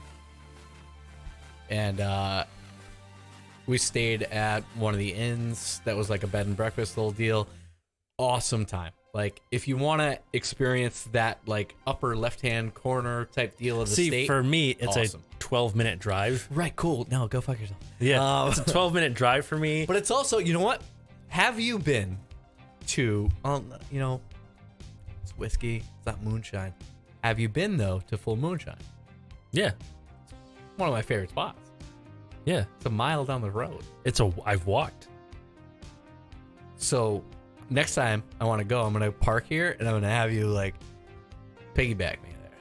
So I grew up with that family. Like their kids went to school. Their kids went to school. Yeah. And they like know me, they know my friends, whatever. Oh, cool. And we went I remember not too many Oh, Pat knows who Fed Smoker is. Keep feathering it, brother. My man. There we go. Yeah. There we go. Gotta follow Proto, bro. Shout out to Pat. Supposed to be here tonight. Couldn't make it. Still love you. Appreciate you. Dude, Fed Smoker's the best. Yep. Dude, every single one of his clips is horribly disturbing, and I cannot get over how much I love them. The one where he rips his own tooth out with a pocket knife in his front seat of his fake police cruiser is... Did he really do it? Top tier, yeah. For real? Yeah. I couldn't watch it. He just goes, and he just pries a front tooth out with a knife, dude. I could not watch that. Dude, I'll show it to you later. All right, deal. I'll show it All to you right, later. so what's in front of me right now? Let's go see something else first before we did that. This is it right here. All right. This is... So, this distillery has been around for a little while, but I had... this one is the first I've had from them. I had it this year. Okay. Just wasn't able to get it here, and I was shocked at how good this was. It's so good. We didn't have that yet. Not had this yet. So we're only drinking this We're having this one first. Okay. I just got this bottle. This is their sherry cask finished. Yes. These are both just delicious, well executed, smaller distilleries. So I smell cherry with a C. Yeah. Cherry. So when you have I'm gonna give you a little nose note on sherry cask. I love it when you give me nose notes. I love giving you nose notes. Sherry often shows up on the nose as a little bit of like mustiness, almost like an attic. I don't smell that at all. I mean, give it a little. It's like a dampness. It's not super strong. Okay, It's not right. super strong because it's finished. It's not aged in, but it's I there. agree. You get this like I get that. like at the end, like right at the yep. right. It's like an old blanket. Yes, that you take out of a chest. And Yeah, same kind of thing, right? Yeah, I get Sherry that. kind of shows up like that a little bit. Yep. And this is just sherry. Oftentimes on the palate will show up a little nutty and kind of sweet. It smells exactly like you just explained. It smells great. This is just such a well executed bourbon. Whoa. They're higher proof, both of them. Oh my god. The next one's much higher proof than this. Holy crap. First one you got me on. What's funny is, Woo! I don't get any alcohol in that. That's all I got. I'm broken, I told you. That's all I got. These are just delicious. Woo! Oh my god. We'll hit you with this one. That was only 108 or 102 proof. This one's 120. This one, I did one of my Barrel House TikToks where I did like a 6-ounce shot with this. Of that? This, yeah. I actually think I've seen that clip. This one's... Dude, that one hits. Oh my God. Take smaller All sips. right. Yeah, I'm gonna. We're gonna do smaller sips. I'm gonna. Yeah. You took a pretty aggressive sip on that one. I didn't think it was that aggressive. It smelled great. That one was aggressive. I'm gonna need a minute. I'm taking a minute. Woo! I can't wait to show you Fed Smoker ripping his own tooth out with a pocket knife. I can't stand that. I don't think I'll be able to look. I really don't. It's pretty. It's hard to watch. I'm a little girl when it comes to that stuff. We'll fix that. Can't fix that. Yeah, we can. No.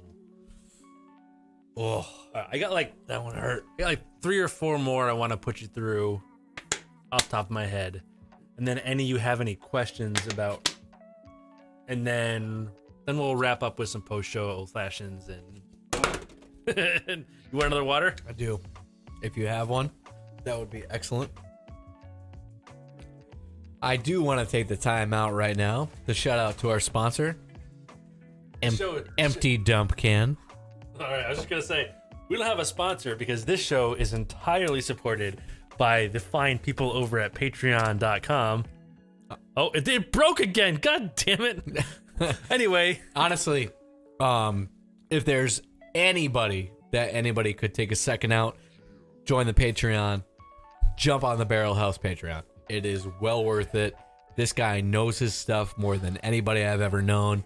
Well worth supporting. If you can do anything at all, $1 a month, it'd be awesome. I personally support. Greg gets his name right at the top of every episode because he's a whiskey legend. I do. It's just because I believe in what Joe's doing.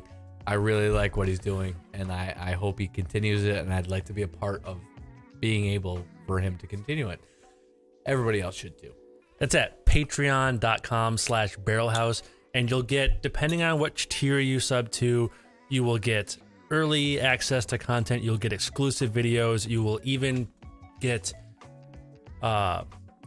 if you really want to go big, you can get private tastings. I mean, there is a whole slew of things available to you, and all of it helps keep this I'm going to happening. remind everybody too that in 9 months' time, this man took me from literally hating everything you see to enjoying most of everything you see. And it's actually really nice. And you know, you want to talk about it from a life perspective.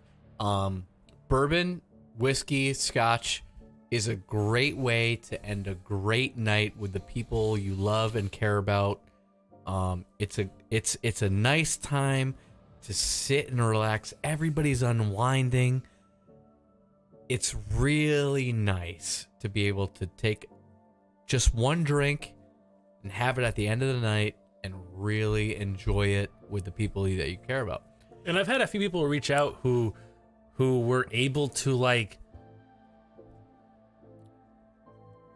feel a little smarter or fit in a little better at like work events and stuff because they had a little bit of that knowledge that they could interject in some of those conversations that maybe they weren't familiar with before. Absolutely. Like I was saying before, like we went from me not liking this to me being the guy that my friends People are ask. saying, "Hey, what do you think I might like?"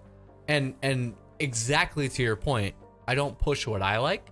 I go, I think you'll like this. Why don't you try that?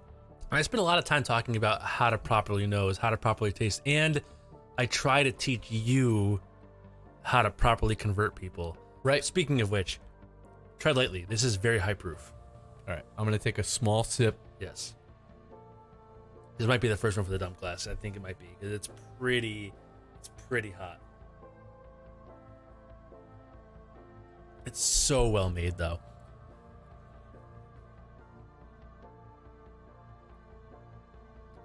Did I try this before?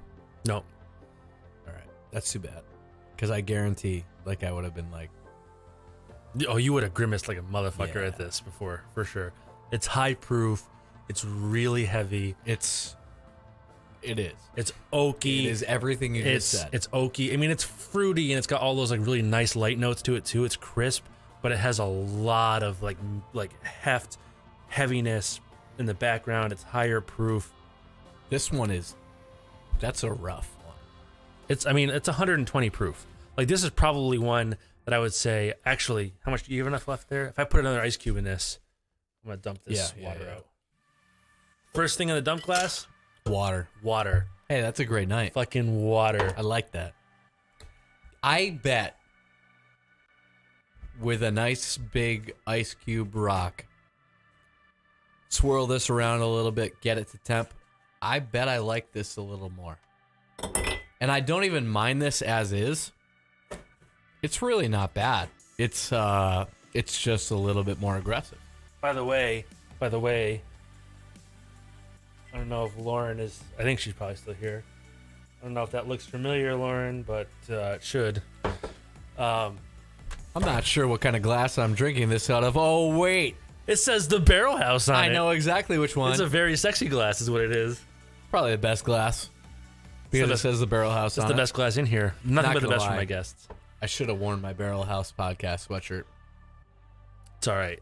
I repped for the show. Oh, it's fine. But you can also get your own Barrel House podcast sweatshirt at barrelhousepodcast.com/merch.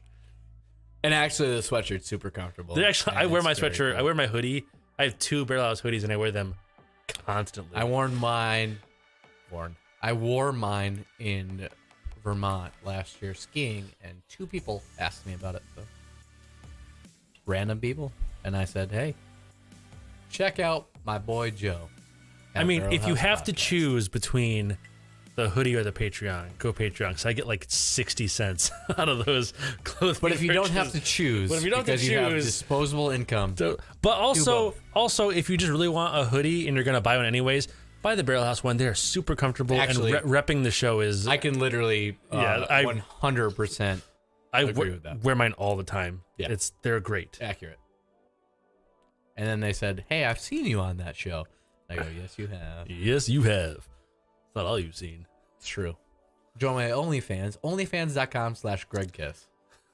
That's a lie. Remember when we had long conversations about starting an OnlyFans together where we just cleaned things? We were still working together at that point. It's pretty good. It's just a Oh, there it is. I mean, it's high Aggressive, proof. yeah. It's aggressive.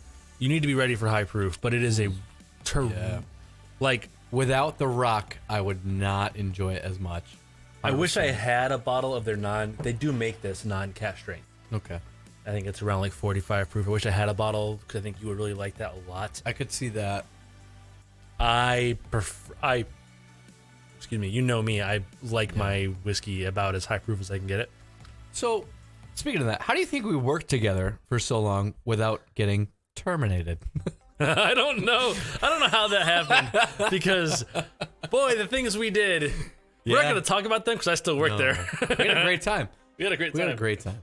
And honestly, not the worst company in the world to work for. No, I love it. I mean, I love my job. Company-wise, not the worst. Like location-wise, one of the best. I guarantee it. We have some really good people that are still You want with to try you. this? You want to try this? Where are you? You got a glass that's rinsed? Both those.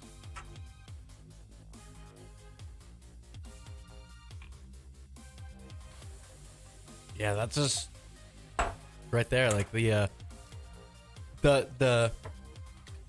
instant taste to me is good.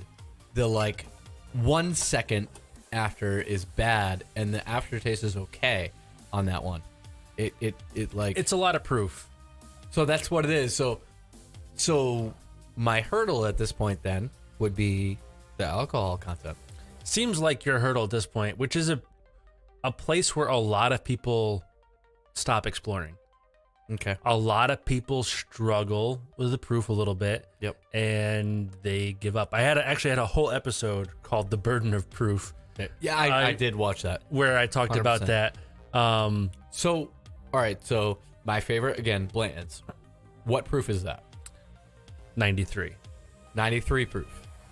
This is 120.6. That's a massive jump. It's a That's big not jump. a little one. No.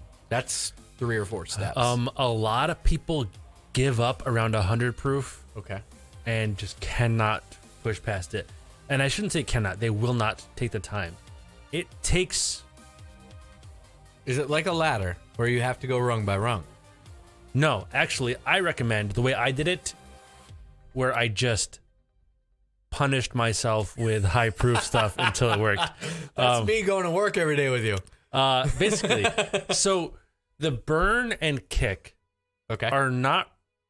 There's a little bit of chemical reaction there, but it's not primarily chemical reaction. Primarily, that is your brain saying, "Alcohol is poison. Spit it out." Okay. So it's a training thing. You need to train your brain that it's not going to kill you. Right, but then our soul is saying, "But we're sad." Yes, exactly. So listen to your soul, not your brain. So I'm just kidding. We're not really sad. speak for your fucking self. Yeah, he's right. I am. I'm not sad. It's a defense mechanism because in nature, in natural places, where does alcohol show up? Rotten food, rotten fruit. Right, exactly. That's the only time it ever shows up. Right. This isn't gonna kill you. It's not rotten fruit. I mean, you could kill yourself with alcohol if you really wanted to, but it takes a lot more than eating a couple pieces of rotten fruit would. Right. So you need to train your brain to turn that defense mechanism off. That's what the proof floor is, or proof ceiling is. It's your defense mechanism being like, blah! Right. So to do that, you just need to experience that proof ceiling for yourself enough times. For me, I bought a bottle of higher proof whiskey that I enjoyed. Yep. And I just drank it neat. So how did you enjoy that? Like you said, I bought a bottle of higher proof that I enjoyed. If you were going through like the same my defense mechanisms are the going flavor off. was good, the sensation was bad. Okay, so you're tasting it and you're going, man, that's good. But your brain's going, no, it's not. And you're going, yeah, it is. Yeah. And you're just fighting yourself on it. I basically just didn't drink anything else but that until that first bottle was gone. And by the time that first bottle was gone, I was good. You woke up in the morning, 4 a.m., you got some Honey Nut Cheerios, you put it in a bowl, and you just dumped that bourbon in it. No, I stuck to just when I was drinking. I just drank that. I didn't mix it with my food or anything. Not in the morning? Not in the morning, no. All right, because I can't wait. I'm going to go to your job. I'm not going to name now because we're too deep into it. I'm going to go to your job, and I'm going to start drinking. I mean, you're a civilian. You can do whatever you want. I can't stop you. I don't encourage that behavior, though. Tell me I'm not a civilian there, though. I'm more of like a demigod. You're more like the weird uncle who touches you. Is that true? Because I like it. I think it's true. I think you're the weird uncle who touched everybody. I think I'm the one that everybody tried to figure out how he didn't get fired 9 years ago. I think there's a couple people who land there for different reasons. No. Absolutely not. I think there's maybe two, and we're sitting drinking bourbon. All right. I wanted to give you some Eagle Rare. Wait. This is what in this glass? This is the Knob Creek 12. All right, so this is the one. This is the one that Risk said. That Risk said was like more like Blanton's. He'd heard was like Blanton's. Okay. It does not taste particularly like Blanton's to me, but I think it is similar wheelhouse wise as far as like general likability. Likability, yeah. There's a good word. That's not a word, but I made it up. Okay, so right off the nose, it does not smell exactly like, but it is closest to. It's got some mintiness to it.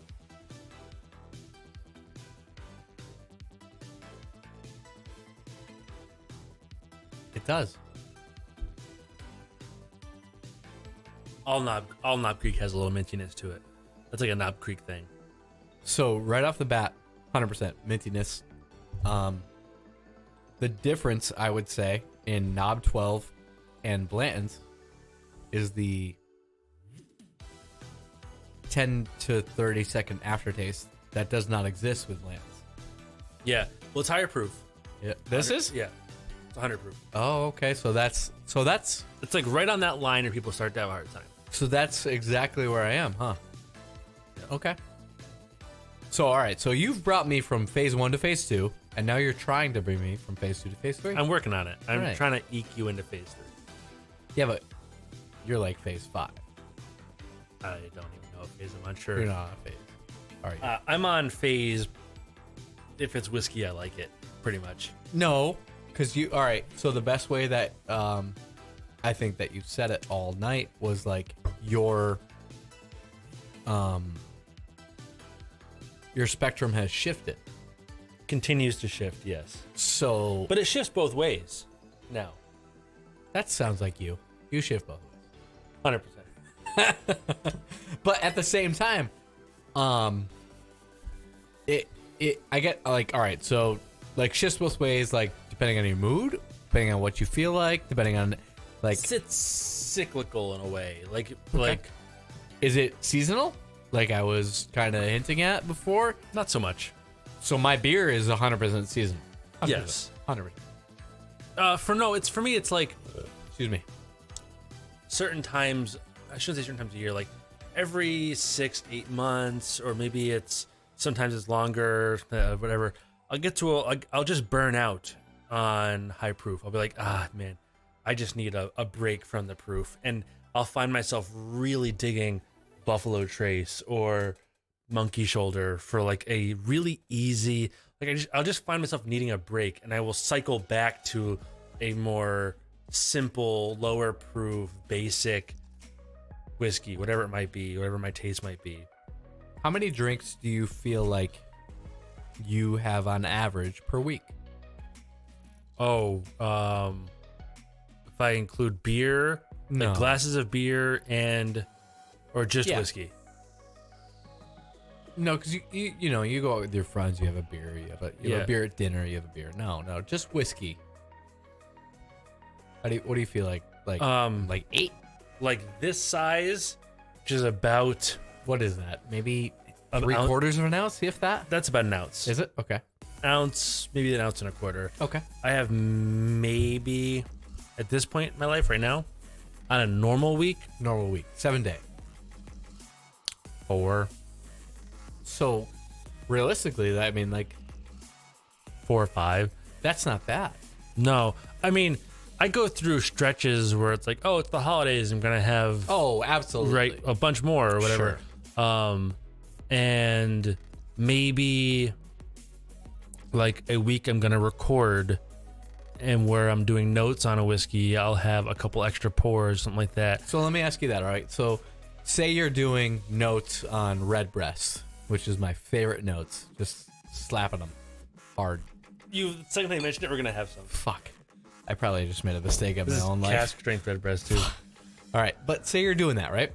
Do you have 2, 3, 4 days / nights of a couple of drinks of that to No. kind of like? To do notes, Yeah. I will pour 2 ounces and I'll write the notes down that I get out of it. Okay. And then one more time before the show, I'll do it again just to make sure the day I did the notes. Actually, what I will typically do is like one time before the show, I will sit down, I'll have a glass, I'll take some notes down, like some real like general notes. Yep. And then when I do the show, I'll pour a glass and I will add to those notes while I'm recording. That way, like, because the notes do change pretty dramatically if you've had, depending on what you've eaten or drank beforehand. No, I don't mean just alcohol wise, but like if you had a Coke beforehand, Right. like that, it'll affect your palate for the whole day. Okay. So Good way to clear that though is like water oyster crackers. Is that? you want to reset to your neutral. So you reset your nose. If your nose gets burnt out, Your skin. sniff your skin. Right. Typically, your elbow is the best because it doesn't have anything on it normally. Oh, cool. Your hands might. Right. Your Nothing. elbow probably clean. Your palate, whatever you normally drink is best. Like for me, I typically do black coffee to reset my palate because I drink a shitload of coffee. And so you like it black. water or black coffee resets me pretty well. Gotcha. You don't want to do it with tea normally because that's way more flavorful, right? Yep. Fair. Unless you drink a shitload of tea all the And time you're used to it. and you're very acclimated to Yep. it, then that's a good reset. Okay. So when I record, I'll have the notes I already took in front of me, and I'll have the glass, and I'll just kind of go back and forth between them as I drink and sniff to kind of get notes down. But I might also have the normal couple ounces during the week that I usually have. I try to keep my drinking to like Thursday, Friday, Saturday, Sunday. Fair. Primarily fair. Because one, I don't want to become overly acclimated to anything. Correct. And two, I don't want to drink 5 or 6 days a week and get a problem. 100%. Right? I know a lot of people, especially like, you're in forums or you're watching a whiskey tube and stuff. A lot of people, sad real quick. A lot of people who don't necessarily have emotional problems, and they're just really into the hobby. Yeah. But they have 2 or 3 pours a night, and pretty soon there's a dependency grows. I like to have at least 3 days a week, just no alcohol consumption. At least. That's good. That's fair. I try to go with 4 days a week. Yeah. Most weeks, just keep it clean. That way I don't have to worry about it. Now, are you still going out with your buddies to down the street? And that's great too. Like that's different too. At the same time, that's socialization. That's one night a week. And that's beer. One night a week it's beer. We usually get a pitcher. It's like 2 beers a piece. Either way, pretty reasonable. But that's like you said, that's reasonable. That's right. That's good. It's funny. People used to attack me for having a bar in the basement. You would not believe how many people see this and immediately assume alcoholic. Right. I'm going to admit, though, this is really aggressive. But at the same time, though, yeah, all right. So aggressive is one way to put it if you didn't know that you did an entire podcast on this. Well, a little explanation helps a lot. Absolutely. But, like, right off the rip looking at this. Oh, sure. You immediately are like, Jesus. But like you said, people will come down and be like, you use this for the podcast and you use this for entertaining. And I do the same thing, just entertaining. And I'm like, man, I don't really drink that much. No, I think we both had periods not that long ago where we did drink a lot. I never have drank a lot. Like, especially during the week. During the week, definitely not. I feel like there was a stretch. God. Maybe not recently. Oh, you're talking, for me? I think. Personally, for me, you're talking a long time ago. When we were still hanging out, though, I feel like, which we've worked together for like a decade. That's what I mean. Like, it's a long time at this point. Dude, we're getting old, huh? Yeah. Man. I just turned 35, and I feel like. You did. I was talking about it on the last stream, so I'm not going to retread it too much, but all of my friends had this like existential thing at 30, and I was 30. Like, it didn't really. I didn't have it. Yep. Didn't get me. 35 though, I definitely did. I definitely had like multiple. I haven't hit that yet. Multiple moments that I was like, fuck. I would just keep myself thinking about it. I think I'll have that at 40. I think I'll probably have it again at 40. I think I'll have it at. You know what though? You know what keeps me grounded and really well in touch with all that is that I have my daughter, and a lot of her friends' dads are 40 already. Yeah, well, you have like your ridiculously cool daughter, and she's also very cool, and also like Katie's very cool. Yeah. You have like that whole thing. Wife. I think 35 may have hit me a little hard because don't. That's not fair. I don't know. I mean, I don't. That's not fair to yourself. I mean, possibly, right. But I think what got me was like the 20-year-old or 23-year-old Joe's expectations of what 35 was like versus what 35 is like. I think that's a problem in society. Oh, for sure. And not just Joe. For sure, 100%. That definitely plays in. Right. But I think that like the the reason why 30 didn't get me, but 35 did, was Because you're 35. 35 felt bigger. You're closer to 40 Yeah, I'm way closer to 40. Yeah. than 30 Yeah. every day. Yeah, every day just getting closer to 40. Yeah. It's definitely that thing. But at the I end mean, of it didn't I didn't like spend my 35th birthday under the blankets. Right. Right. You know, it wasn't like that. I get it. It wasn't like that. But definitely, Like a moment of self-reflection. there was definitely way more self-reflection at 35 than 30. So honestly, I personally reflect way more than people probably should. And I beat myself up personally. Oh, constantly. Right. I So think our humor back and Yeah. forth reflects that. But you and I are also a lot alike in a lot of different ways. Like, yeah, we have different life trajectories that have put us on different paths. But you and I are very similar in our intelligence and I mean, in like look at a list, our interests, yeah, our humor, yeah, our demeanor. big time. Yeah, I mean, like the list is pretty long. It's very long. Yeah. Me and you are very similar people that are down different paths for different reasons. And the reasons that we're down the paths don't matter, but we're down different paths. For sure we are. But Yep. at the same time, I guess, like, I worry about some people in my life. I don't worry about you. You are a strong guy. You are you know what the biggest thing about you that maybe you don't realize personally? You are a great guy. I don't take compliments very well. You don't need to.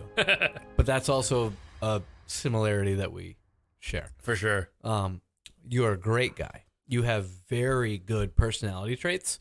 You have very, very good masculinity traits, which on these days might have like a half sunshine, half moonshine upon where we're not supposed to be. But at the same time, you're a very good human being at the end of the day. And that's why I don't worry about you. I like our humor. We go back and forth all the time with shit that we should not share. Darkest humor. We're not going to talk about that. Yeah. But I don't ever worry about things because I know at your core too, you know you're a good person. And you know that you have a good sense of self and you're if you weren't, think about that. I quit my job where you work over a year ago, about a year and a half. Yeah. Yeah, we still talk every day. Right. Remember, so I think was it your 30th birthday? I don't remember what birthday it was. Which one? We went to karaoke. Oh, this is my 30th. Yeah. No, it was my 30. It was 2 years ago. 30. No, 3. It was my 32nd. 32nd. I don't remember what year it was. Yep. And you walked up to me to mirror the same comment. You walked up to me, just obliterated. Yeah. Oh, I was. You were obliterated. And just my dad, he gets it from his mom. Nah, you're both great. Don't put yourself down too much. That's your dad? Yeah. Oh, he's got to be a great guy too. No, they're both great. They raised great. You guys raised a great son. You walked up to me just straight obliterated. Yeah. And you put your hand on my shoulder. I did. And you went, Joe. Just like that. And I went, Greg. And you went, It's me. You're a good guy. Just about like that. Yeah. I don't worry about you. Right. You're a I don't. good guy. And then you walked away and almost fell 3 times. That sounds fair. That was. I don't. I didn't know what to think about that, you know, but I wholeheartedly think that was spoken from the heart. That's how I usually talk, which is why a lot the of people proper way. That was speaking from the heart, bitch. Speaking from the heart. That's German, I think. Sprechen Sie Heart. Sprechen Sie Heart. I do. I like we align in a lot of different ways, and That's the Eagle Rare that's been sitting in front of you for a long time. Hey, listen. Continue to talk about how great we are. This is how live streams go. It's not about how great we are. I hate talking about myself. I like talking about the people I'm with. Personally, I have a strong feeling about this. If you have to tell me how you are, that's not how you are. The people around you will tell me how you are. The people that know me will tell you how I am. The people that know me will express who I am. I am a very big proponent of you. I think you are an amazing person. This is too much. No, it's not. Lauren's complimenting me. You're complimenting me. It's too much. No. I can't. It's. I don't process compliments. But this. You know what's funny? Again, how we relate. However, I think it is a big proponent of how your mom and dad raised you. I guarantee it, because it's how my mom and dad raised me. Spectacular parents. Absolutely.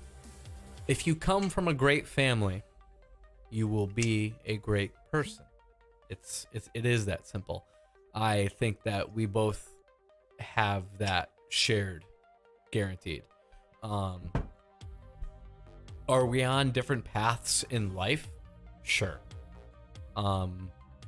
Do I know exactly what you want in life? No, we don't have. I don't even fucking know what I want in life. Right, but we also haven't sat down and never have that discussion, like man to man. We've never sat down and said, "Hey, man, what do you want?" However, whatever you want, I know you'll get, and I know that you'll get it in time, and I know that you'll get it how you want it is most important. You could have whatever you want and be subpar, but you're like me. You don't want subpar. You want excellence. You want top of tier how you want it. And like I said, we're on different paths. My daughter is 11. God, she got She's old. 11, dude. Right. Fuck. We went to Octamore yesterday and we shredded like crazy. But my life for 11 years has not been about Greg Kiss. My life for the past 11 years has been about Ava Kiss. That's it. My life shifted.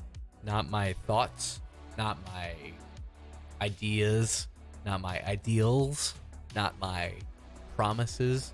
My life has shifted to my daughter.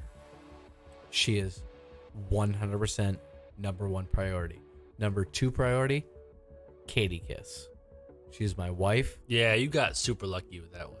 I didn't get lucky. I'm cute. I said, "Hey, tall girl, how you doing?" Yo, tall girl, what's up? Listen, my wife is more important than me. My daughter is more important than me. I am nothing compared to them, and I will sacrifice anything. But you don't need that to be a great man. You are a great man. You are. I know. You're like me. It doesn't matter who tells you this. It's true. You can say it as much as you want. Say it as much as you want. It doesn't fucking matter. I know. I'm you. Trust me. I get it. You're a great guy. And if you want to take a look at self-reflection, I self-reflect too much. Think about that. You think about, we haven't worked together for 2 years. We haven't spent a day together like we used to. We used to spend every day together. 9, 10, 11 hours a day, every day. At least. Every day. Every day. For almost 7 years straight. Non-stop. Yeah. Yep. Right? And here we are. I haven't worked there for almost 2 years. That's crazy how fast that went. Time is crazy the past 2 years. Thank you, COVID. Sure. But at the same time, COVID's gone. COVID's come. COVID's come. COVID's gone. All the variants, all the differences, all the changes in life. Here we still are. Right? It matters. So the people you keep close to you matter. The people that you let influence your life matter more. Was that saying, look at your tribe and you'll see your future? Absolutely. It's if you surround yourself with 5 losers, you're going to become the 6th loser. Mm-hmm. Surround yourself with 6 winners. You're right there. All right. This is very heartfelt, but I have to do this. You need to assess that Eagle Rare. Fuck. And I need to go pee. So I need to pee too, though. you just went. I have been the bladder of a 4-year-old child. Because you're 5'2". All right. For the record, I am 5'8". This man is 5'2". I'm 5'8". And he has a 3-inch bladder. I'm 5'8". I have a 3-inch penis. It's not bladder, it's penis. I'm 5'8". Well, on that we can agree. Listen, I promise you, I'm 5'8". All right. Drink your Eagle Rare. Okay, hold on. And assess it. When I come back, you tell me how much you like it. But then I have to pee really quick too. What's fine. We'll have a little part in the middle where you tell me how much you like it, and then you'll go. We'll pour you more Deal. stuff. I like it.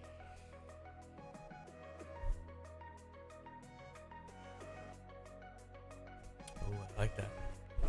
It's pretty smooth. This guy. It's almost like he's a scientist without being scientific. He can look at me and know what I'm gonna like. It's almost like he's a woman. Is Joe Kane a woman? We'll never know. Or will we? www.joekane.com/OnlyFans/Joe Kane. I don't know. BarrelHousePodcast.com/OnlyFans/Joe Kane. We don't know. It all depends on what him, as the webmaster, decides. So, honestly though, this Eagle Rare, not bad at all. It is a little more aggressive up front. Doesn't give me any crazy notes up top.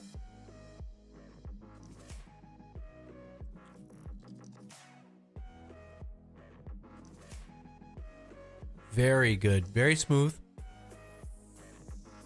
Very smooth.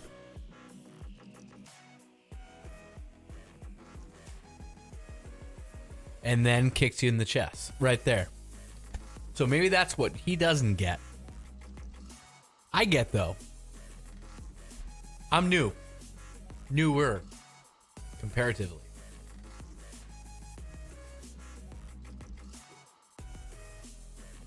Very good, though. I would recommend that to everybody. Oh my god. That's excellent.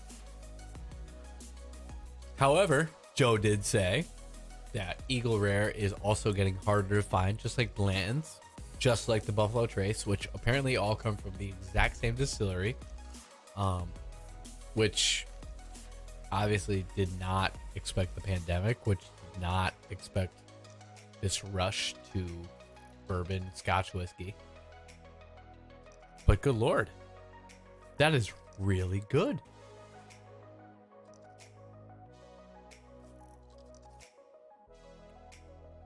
I bet that my Sally ass would get used to that, within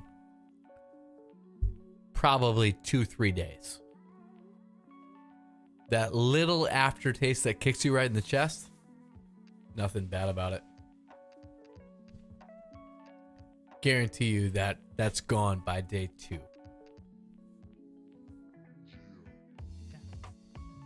100%. I would recommend that to anybody that's trying to get into a little bit of the higher proof. Exactly like Joe said, where I'm like, man, that's my favorite, to let's take it up one step. That's a great stepping stone. That's not bad. Like that? Yeah. I like that a lot. It doesn't, it kicks, but not super, super hard. But I think it's... Did I leave a bottle? I didn't. I think it's relatively the same proof-wise to Blanton. But it's older, and that gives it... And it's been a little more time in a barrel. It's a little more complex. I'll be right back. It's my time to pee.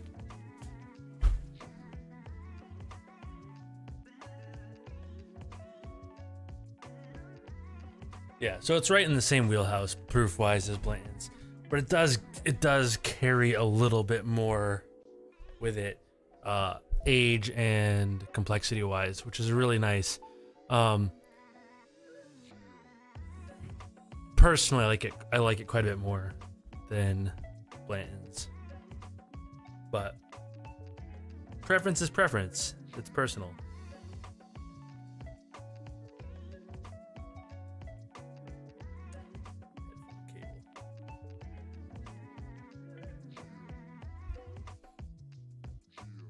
So when Greg gets back, we'll give him a little pour here. We'll hit the red breast.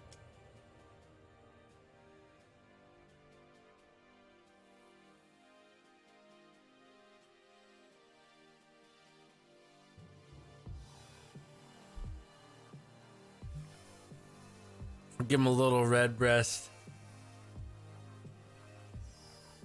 And when he gets that, we'll ask him to give us a little update on what the man thinks. See if there's anything else in here off the top of my head he might want to try. And if not, we'll take like a 2-minute break. I'll grab the stuff. We'll grab the fixins. We'll make old fashions. And just chill, do a little post show, hanging out, chatting about whatever. Kira's here. Oh, Kira, you want to look at the screen? Come here. Come here. Oh, come here. Come here. Come here. Come here. Come here. Come here. Hey, here. There we go. Come, say hi to the screen. Oh, this stool is not very well balanced. Oh! Say hi to the stream, Kira. Hi! Hello, stream. Yeah. Hi. Is this your first appearance on the Barrel House stream, Kira? It might be. Oh, big hugs. Oof. Hello. Pup came to say hello. All right. I'm gonna take 2 seconds and return her to not on me. I poured you some Redbreast cask drink because you kept asking about it. Oh, damn. I only asked about Redbreast because it said the word breast. I know why you asked, I know. but it's here. Okay, Pop, let's go. Oh, jeez. Bye, Kira. I miss you already. I know you miss me too. All right, so this is Redbreast cask strength. It smells really good. Joe smells pretty good too tonight. But this smells... Yeah, it smells... All right, you know what? You hated it last time. Tastes way worse than it smells. Ooh, that aftertaste kills me. No. So I love this. This is Irish whiskey though. Woo! So this is basically cask strength pot still Jameson sort of. That hurts after. Oh man, It's got heat on it. It's high proof. yeah, It's really good. I love this whiskey. nope. All right, I'm starting to get a little bit tipsy, so I'm going to Yeah, nope. I'm gonna add a dunk glass. Feel free to. All right. Yeah, So here's the deal. rough. Let's talk a little bit about what you've had, what you like, and That's the only one that I can say I would tell you I don't like. so I think kind of where we landed last time too. I don't think you like Irish whiskey. I'm Irish. Full stop. That's Yeah. not okay. That's a. I'm letting so- my family okay. down. All right, let's try one more thing. Okay. Try Blue Spot. If you don't like Blue Spot, you don't like Irish whiskey. But then, what do I do? You either accept it or you learn. I'm gonna learn. I'm gonna have to learn. I'm gonna learn today. This is a cask strength, but at like 50-something%. Okay. This is Irish whiskey. Yep. This is probably the best bottle. It's below the best bottle of Irish whiskey I've had below $250. Huh? Below how many? $250. $250. Yeah. This is like 115 Bottle. Yeah. Smells nice. It's I find this bottle to be borderline immaculate. Okay. It has all the standard Irish whiskey flavors like the buttery shortbread, fruit preserves, but also leans a little bit in the spot, the Mitchell & Sons spot whiskey, green spot, red spot, blue spot. Yep. It leans a little bit in their direction where it's got like a little bit of like coconut cream and some of their like slightly like green apple, some of their slightly less berry preserve and buttery shortbread that is kind of the only thing Irish whiskey tastes like. It has a little bit of that like flair to it. Is that what I'm missing? Maybe like the flair? I'm missing the flair. Are you missing the flair?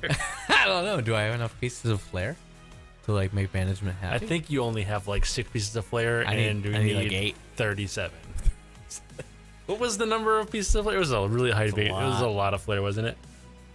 I love this bottle. It smells good, but the one I just drank smelled great and tasted bad.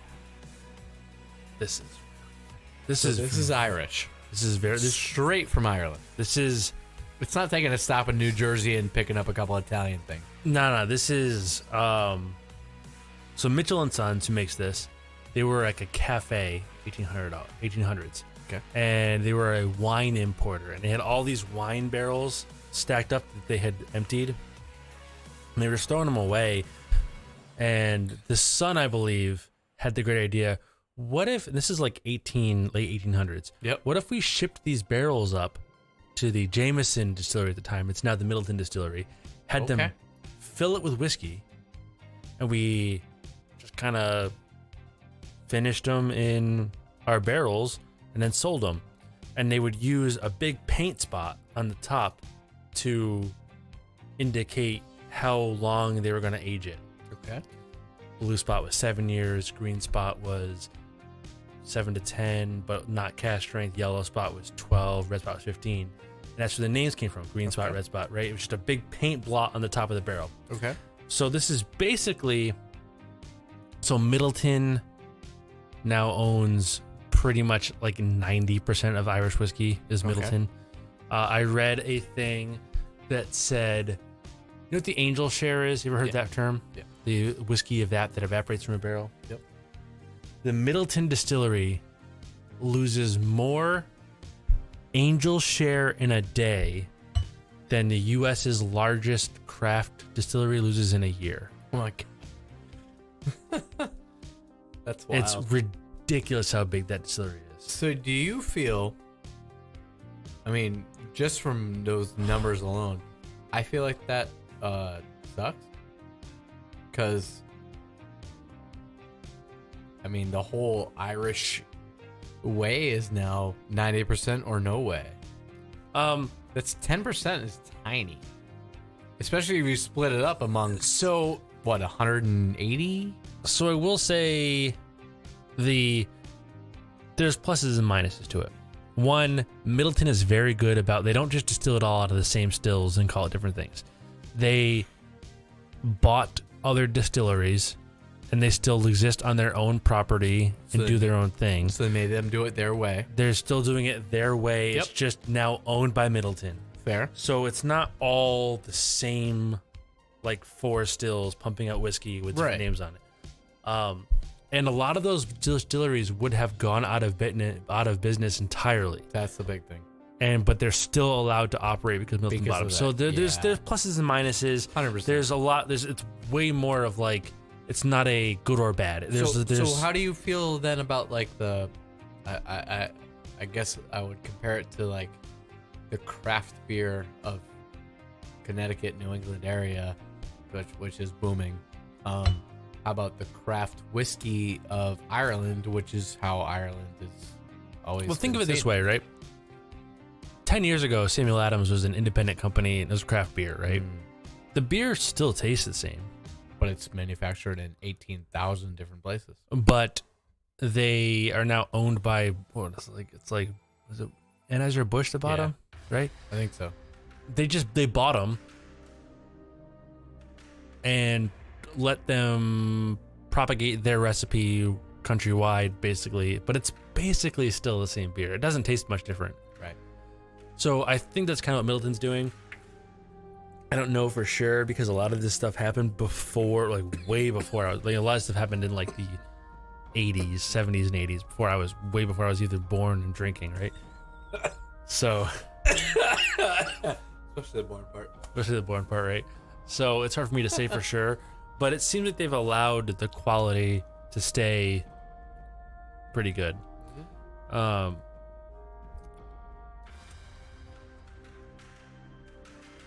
Who knows where we'd be now if they hadn't? I don't know. It's tough to say. Middleton whiskey itself, which I have none of, but I have had before. I have an empty box that had Middleton in it.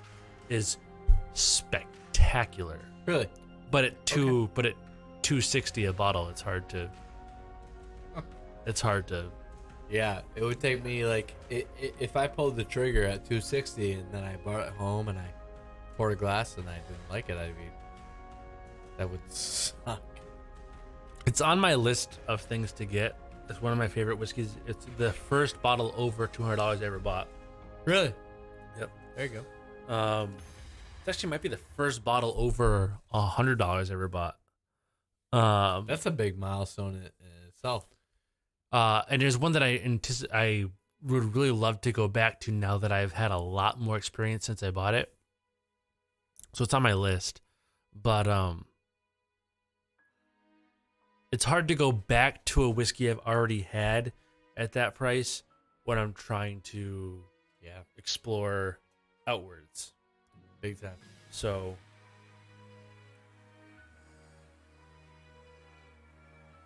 we'll see. It's on the list for sure. I'm sure big time I'll get it again.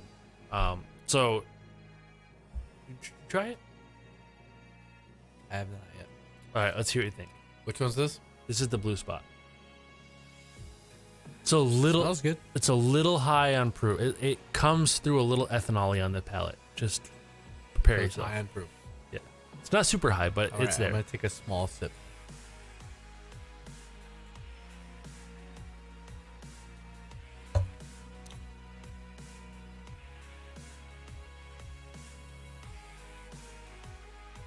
Big time. On the proof for me. It comes out straightforward. All right, I'm gonna give you one more thing. Woo! I'm gonna give you dump it. Go ahead. I'm gonna give you one more thing. And this is your last chance with Irish. Right. If this is not your jam, Irish is just not it. That's not okay for me. I don't feel like that's This all right. is Green Spot. This is the regular ass Green Spot, and this That's rough. This is only 80 proof. This is the bare. You cannot get lower proof than this and still be whiskey. That was rough. That was like. See, that's not rough. I mean, it's rough. a little rough for the proof to me, but overall, no rough at all. That was overall rough. That was a challenge for me to even swallow that one. See? Excuse me. Whew. This one is coconut cream and green apples, like to the max to me, and it's low proof, and it's This one to me, I could pour like a 16-ounce glass like it's water and drink. This is delicious. Really? Yeah, I love this bottle. I have one of my aunts comes by every day and takes care of Kira while I'm at work. Oh yeah. Takes for a walk and hangs out with whatever. And I bought her a bottle of this last year to thank her Christmas. I think it was Christmas and for Christmas and to thank her. And like, this is my, do you like Irish whiskey?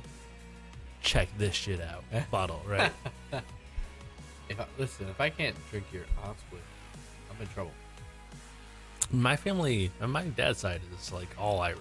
So, like all Irish. Irish.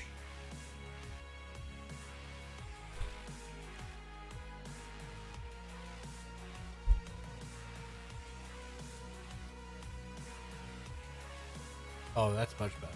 I mean, it's basically the same whiskey, just lower proof, much lower proof. I think it's from like 40% or we'll say from 80 proof to 114. Is the difference, something like that? That's good. This is just almost desserty. It's so good. That's good. So my hurdle is clearly alcohol proof. Yeah, I mean, That's it. that makes me want you to try this. I already had some of this because I don't want to try it. I'm out. a splash. And then we're gonna take a quick, and like I said while you were up there, we'll try this. If there's anything else down here you want to try,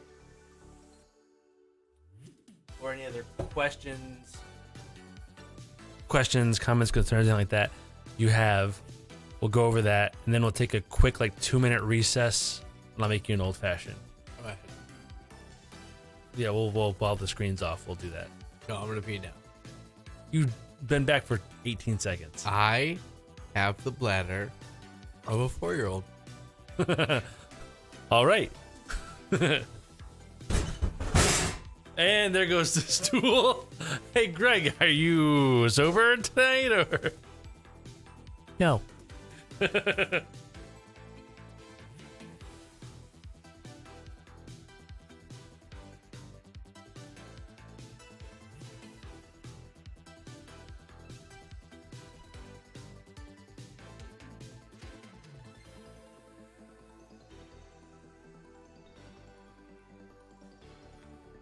So the last thing I poured for Greg was a tiny little pour of Elijah Craig Barrel Proof. And I just want to see how he handles the proof of something in that like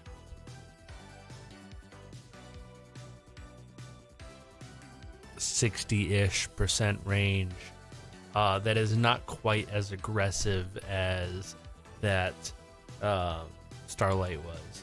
So we'll see how he does with that. And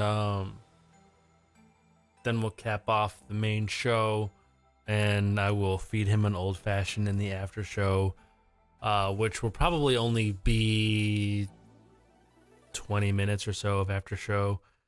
Nothing crazy, and we'll call it a night. If anybody has any questions, now's a great time to put them in chat. We will address them before the show's over. So like I said, there's only maybe 10 or so minutes left of the show, so of the main show. So we'll get that addressed before then if anybody has any questions. I think we did a pretty good job tonight with finding a couple options for him. I think he would like the Knob Creek 12, the Wise Man. I think Joseph Magnus is a good option for him over the Blantons. He was asking for things that he could actually get that he would like as much as the Blantons. I think he seemed to like those quite a bit.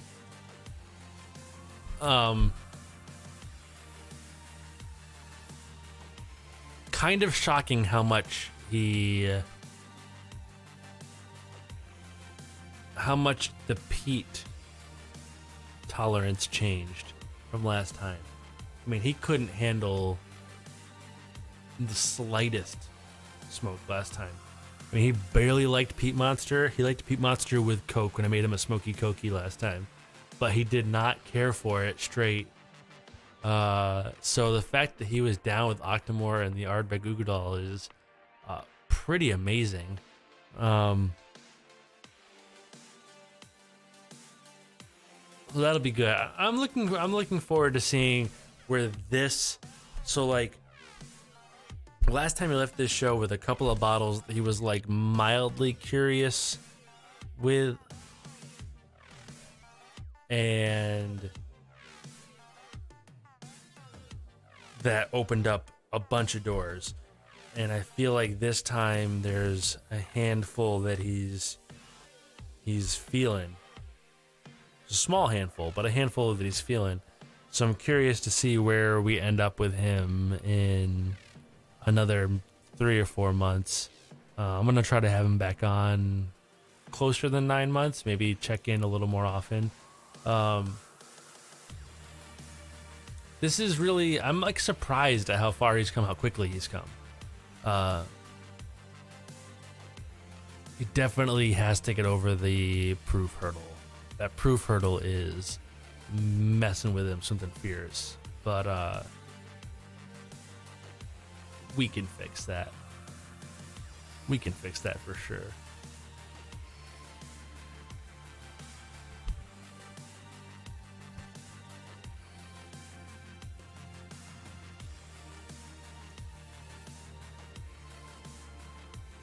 So I poured you a small sip of the Elijah Craig Barrel Proof. The A batch, A121, I think. The B521. What does that mean? There is a B, and C every year. The A121, the B521, and the C921. Okay. 21 is 2021. Yeah.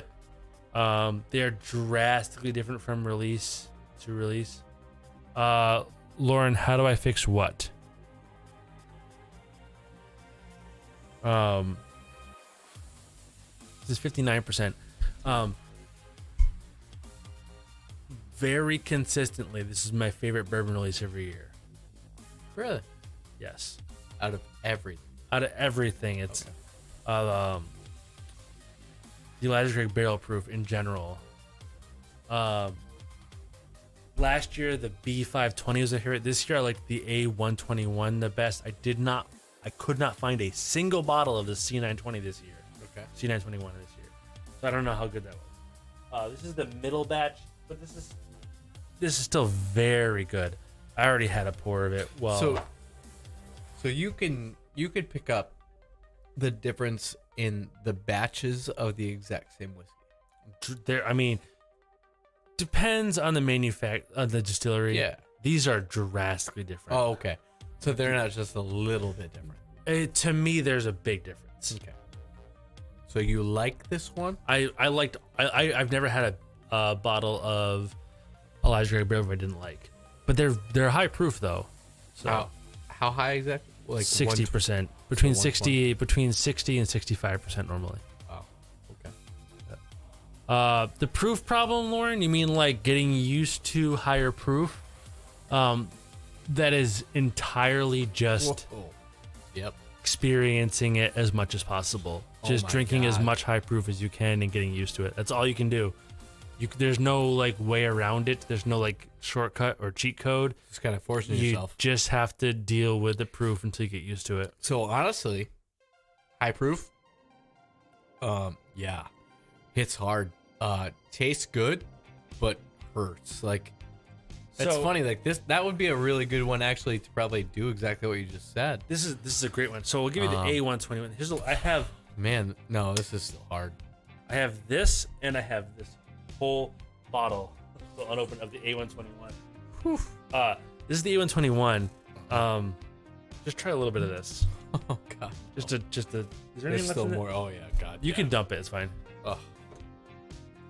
These aren't like crazy expensive or anything. It's harsh though. Like it's See, I don't find it harsh at all. it's so I'm like it's hard to explain. It's not bad tasting, but that hits you. Yeah, that hit will go away pretty rapidly once you start dealing with higher went away. proof. Yeah. I mean, like the bulk of what instantaneous. you've drank the bulk of the stuff you've liked, that you've had, that you've tried, has been lower proof. So that hit will go away if you start just drinking a little bit higher proof and continue to work your way up. You can do it like you said, like a ladder, just work your way up slowly on proof. You can do it that way. I think the quicker way is to grab a bottle that you enjoy and just go for it and just deal with it until it doesn't hurt. Because I think you could probably do that in like 2 weeks. 2 weeks. I mean, it's pretty quick. If you really? subject yourself a couple nights a week, Yeah. 2-3 weeks, Yeah. to higher proof, I think you'll just. Really? To me, that's how all it took, was just a couple nights a week of higher proof, 2-3 weeks, like Really? 3 nights a week. You buy Yeah. a bottle of that, Yeah. like 3 nights a week, Yeah. a decent like Yeah. 3-ounce pour, just Go through it. Just go through it. 2-3 weeks tops. You're done. Really? Yeah. Wow. But if you want to work your way up, you can work your way up too. Like, this Over time, sure. 90 proof is good. 100 proof is good. Right. Stretch that 10 2-3 weeks out to 1 to 2. Yeah, just then just going. continue to step up. But, like- you can do that. But And then at the end of that too, like, all right, so say you do that, you're good. Then things like monkey shoulder blands become bland. not immediately. Okay. So what I'll say is, a lot of those real simple whiskey, like Monkey Shoulder, they become bland, especially if you spend too much time in their wheelhouse. If you work out of them and just occasionally come back to them, I still have a bottle for a reason, Right. right? I don't drink it very often, Right. but I come back to it a few times a year, and it's great. I enjoy it a lot when I do, because I'm not drinking a lot of it. But what happens is, as you explore and open up your palate a lot, going back to it, you can't drink it every day, Right. because you tire of it very quickly. That's fair. So give that A121 a little, and don't be afraid to dump. Oh, that's that like So the A121 is higher proof than the last one was. off the nose. That smells strong. It's 123.6. Smells like pain. So 61.8. But to me it was when I did not have. I'll pour a little. I didn't have any of this tonight. I'll pour a little bit. It smells like pain to me. Oh, it's so good. It smells like that I should not try this, but you're just. Want to know how I Maybe can? try it. You want to know This is a great demonstration of the difference in our palate experience. It's like, Our palates are very different on this. I don't get any booze off of this. I get nothing but sadness. aggression, Smells so. pain.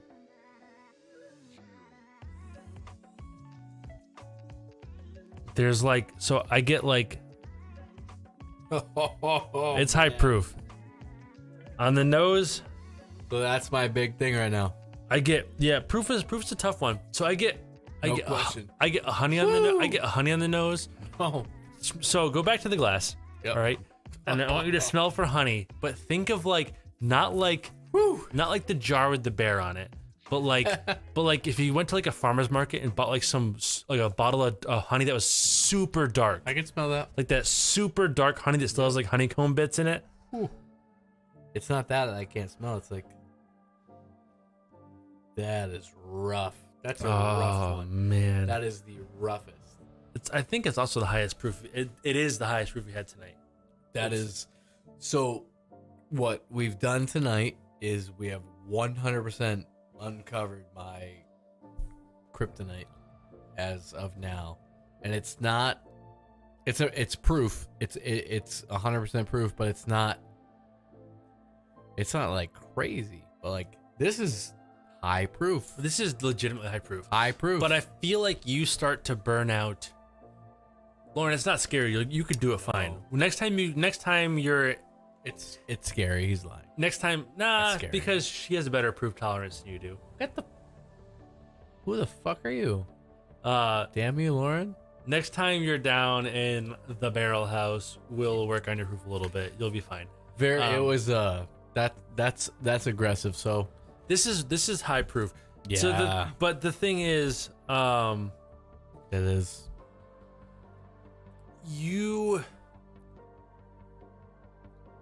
I feel like proof is definitely your hurdle. Big time. It's a common hurdle. It's a very common hurdle. Good. That whole burden of proof episode was about Bernie trying to get through his proof hurdle, which he is starting to get through. I think mine's right about 100. I think yours is maybe a little 105 if tops. So here, this is what I want to do, just to assess your proof. Oh. I want you to try. Go ahead and dump all this shit. Rinse one. Grab that Wild Turkey 101 right by your head. Top shelf. Pour yourself the tiniest splash. Wild Turkey? 101 is delicious. Regular is not. All right.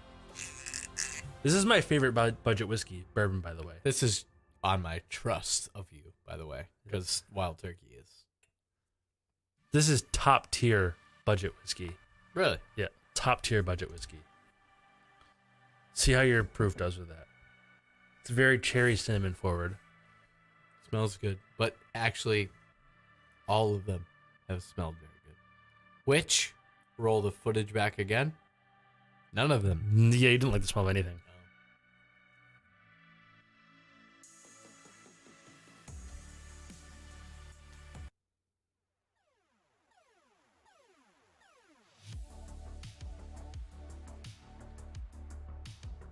The like allspice, the spice in the front, don't like. It is a spicier. The lasting in the chest. Nope. Not a big fan. Ooh, wow. Ultra lasting. This lasts a long time. Wow. It's a higher. I mean, yeah. It's for a $26 bottle or whatever. It's a pretty high proof, pretty oily. Yeah, that hits. This is my preferred budget whiskey over like Buffalo Trace or whatever. This is also the one I usually mix with if I'm gonna make a bourbon. This is a great. I make a lot of old fashions with this, by the way. Nope. You would love an old fashioned with this, by the way. That's a solid, very solid bottle at the price. That's So I think you're right. That's pretty rough. Night Bops. I think Nice, sir. 100 proof is. I was gonna say if that went down easy, I was gonna say maybe around on 110, but I think 100 proof is your line. So we learned a lot. We learned the thing to work on now is proof with you. Yeah. So for the next couple of months, what I'll do is I'll send you recommendations for bottles over 100 proof and get you to buy them and see what we go over there. Yep. And maybe 3 or 4 months out from now, we'll have you back and do nothing but shit over 55 proof. Woo! And see how you do. We'll see how you rate on that. Can we name that episode literally nothing but shit over 55? I think we can't put shit in the YouTube title. Nothing but we can put whiskey. But we can put something dumb like I can't drive 55 or something in the title. Bad. Something like that, right? Not bad. Well done. I think we learned a lot tonight. I think we learned that you have gone from a dump bucket that was up to about here. You have improved in a way. Oh, I mentioned this when you were up taking your 7th piss, whatever it was. Nose is my ninth. Yeah. I'm shocked how far you've come, how cool you've come. Yeah. So I am too. A lot of that's a testament to you. A lot of that I feel proud of. Yes. For me. You should. I think we've done a really good job as a team working you into the whiskey thing. Oh, yeah. This is great. That is going to be like, we're going to call it for the bulk of the main show here. Absolutely. We're going to take like a 2-minute recess. Black screen up. I'm going to grab this stuff.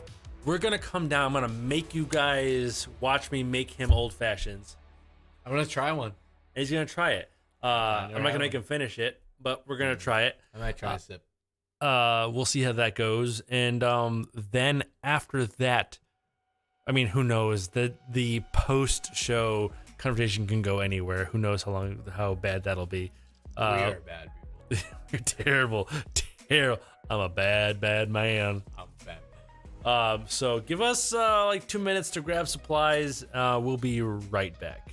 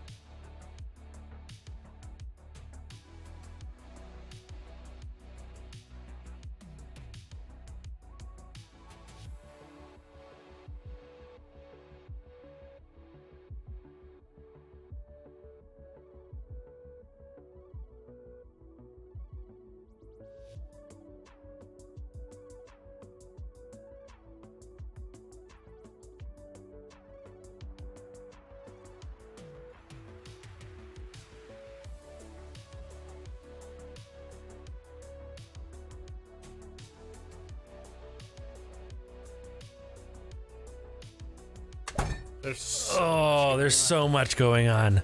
Welcome to the after show, the few of you who made it all this time. It's a large orange. Yeah, it's an orange.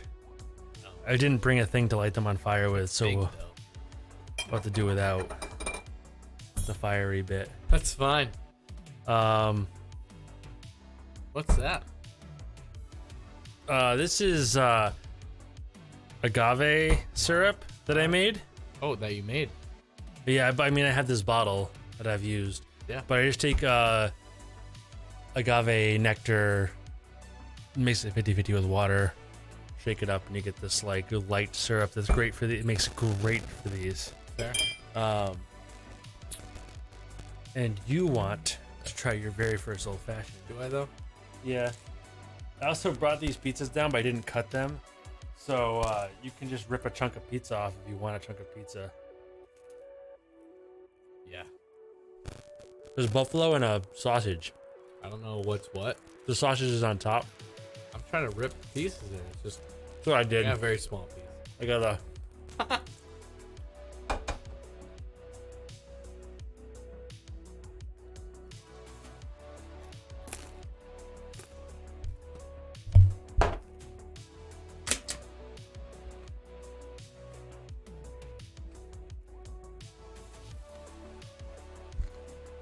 So, ice.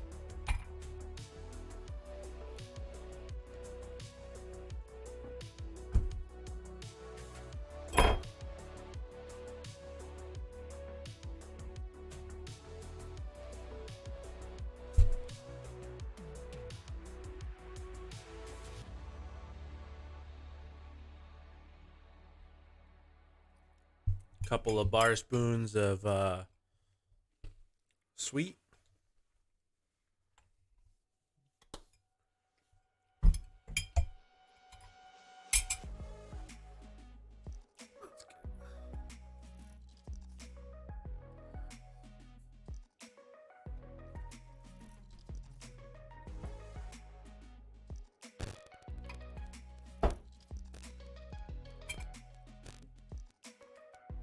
Orange bitters.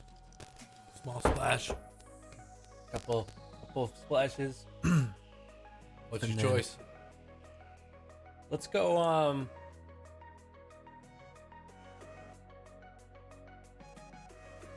We'll cut back a little on proof Yeah. for you.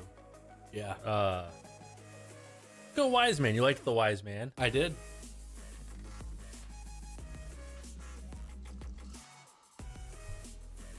I think this will do a fine job for this. Try to do this around the mic.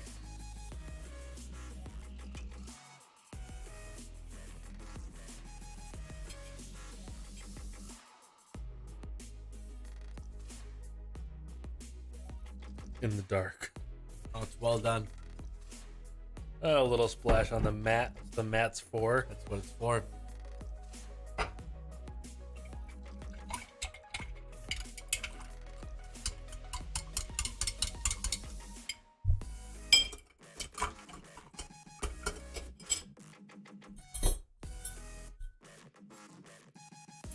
Get a drag of this orange peel.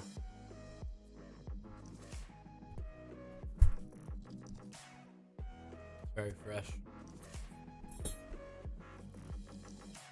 With no meat on it. No meat. Light twist. It's a not so great orange peel, so I'll take that one. It's fair. Listen, I get it.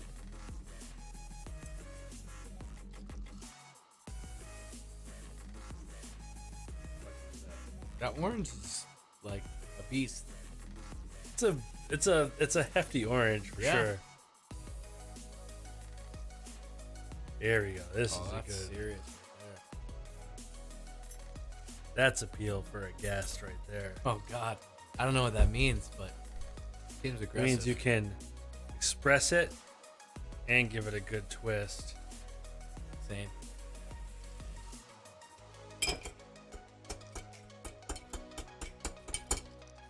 Whew. I don't know. Now you've got an old fashioned, and you can no longer say you haven't had one. Ooh. You also do not need to finish yours.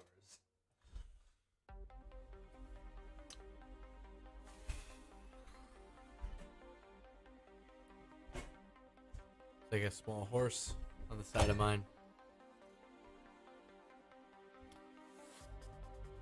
All right. I mean, you're gonna like it. It's sweet, so you're gonna like it. Smells great. All I smell is the orange.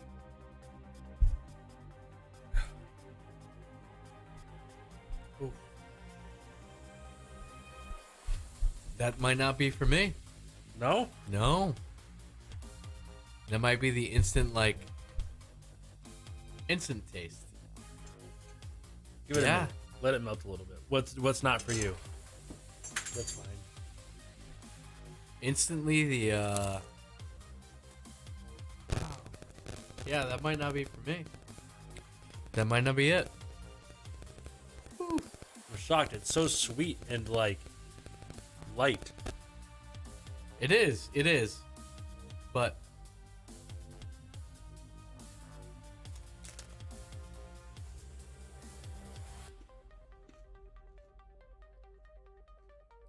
nope. What is it? I don't know. Sharpness. It's super sharp, like super aggressive. Right in your face, like instantly I'm like, no. Woo! Let the ice melt for a couple minutes. Alright. Excuse me. Woo!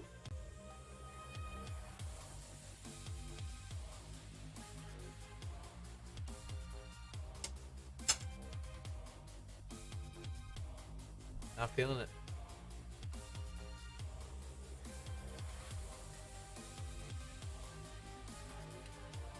Ooh.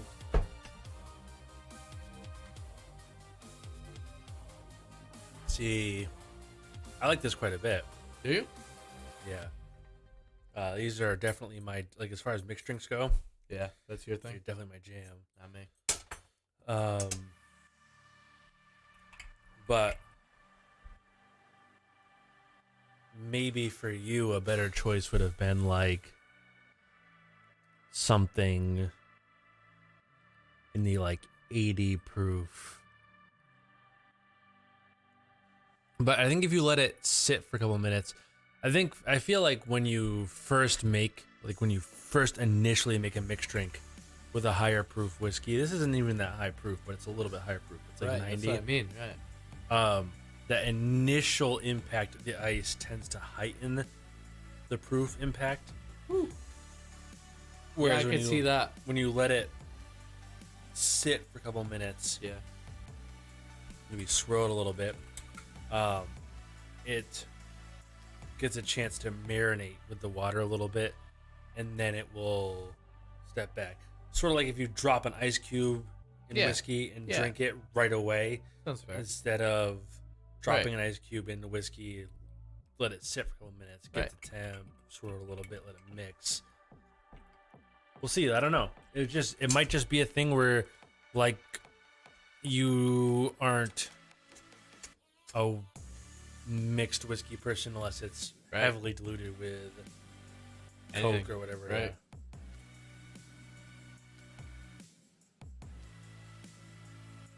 Yeah, nope. Second phase. I'm not. We'll get you there. Woo! So I feel like we learned a lot about your whiskey Yeah, palates. big time. You are definitely up against the hurdle of proof. proof, Yeah, big time. the ethanol bit. Big Even time. in this, Yep. mixed That's or the not, thing, right? ethanol is the thing that's got you. That's my enemy right now. Other than that, though, way wider than I was. Oh, it's the difference is Night night and and day. day. It's Night and day. it's very different. Which is great. And now with just, proof being a hurdle, that's a fair hurdle. That's not, that's not nothing. You can blow through it pretty easy. Right. It's Might take me nothing. It's longer not than nothing, this. but It probably will take me longer to get over that hurdle than it did to get me from point A before to point B now. I think it will. No? Maybe not? Depends. Depends person to person, but Yeah. I mean, it'll be easier for me to judge or easier for me to guess after a few weeks of you trying. Yeah. But I bet you if you buy a higher proof whiskey, And just keep trying it. I bet it took you less than a month to get kind of in the like 120 proof range. I'll have to try. You can do it. I'm in. Was there anything else?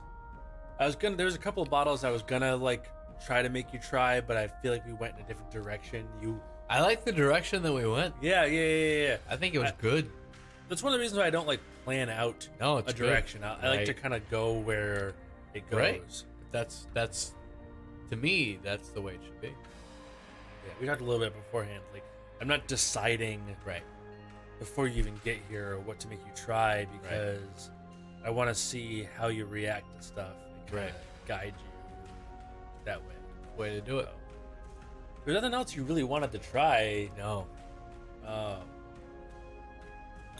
the old fashioned isn't your jam, apparently. I wish it was. I wonder if a Manhattan would be. I'm not gonna sit down here and make 27 drinks tonight. we could do a night, mixed drink night. a mixed drink night. Yep. This is not that night though because I No. don't really want to drink a ton more. Same. I don't really have a whole lot else then. I wouldn't go overboard in one night. Like, we know where I need to go. Yeah, I'd be curious to see how the next couple weeks to months treat you. For sure. Yeah. For sure. And I'm appreciative of what the past year has given me. I can't wait to further corrupt you with whiskey. I love being corrupted further, I can tell. which is a challenge. It's Well not done. that I don't have that hard of a time corrupting you. That's fine. I have a shortcut to your inner sanctum. Alcohol. Alcohol, yeah. Yep. That's it. Well, might be a short after show, but it is what it is. At least you got one. I'm in. At least you got one. So, thanks everybody who stopped by for joining us. We will see you all next time. For sure. Take care.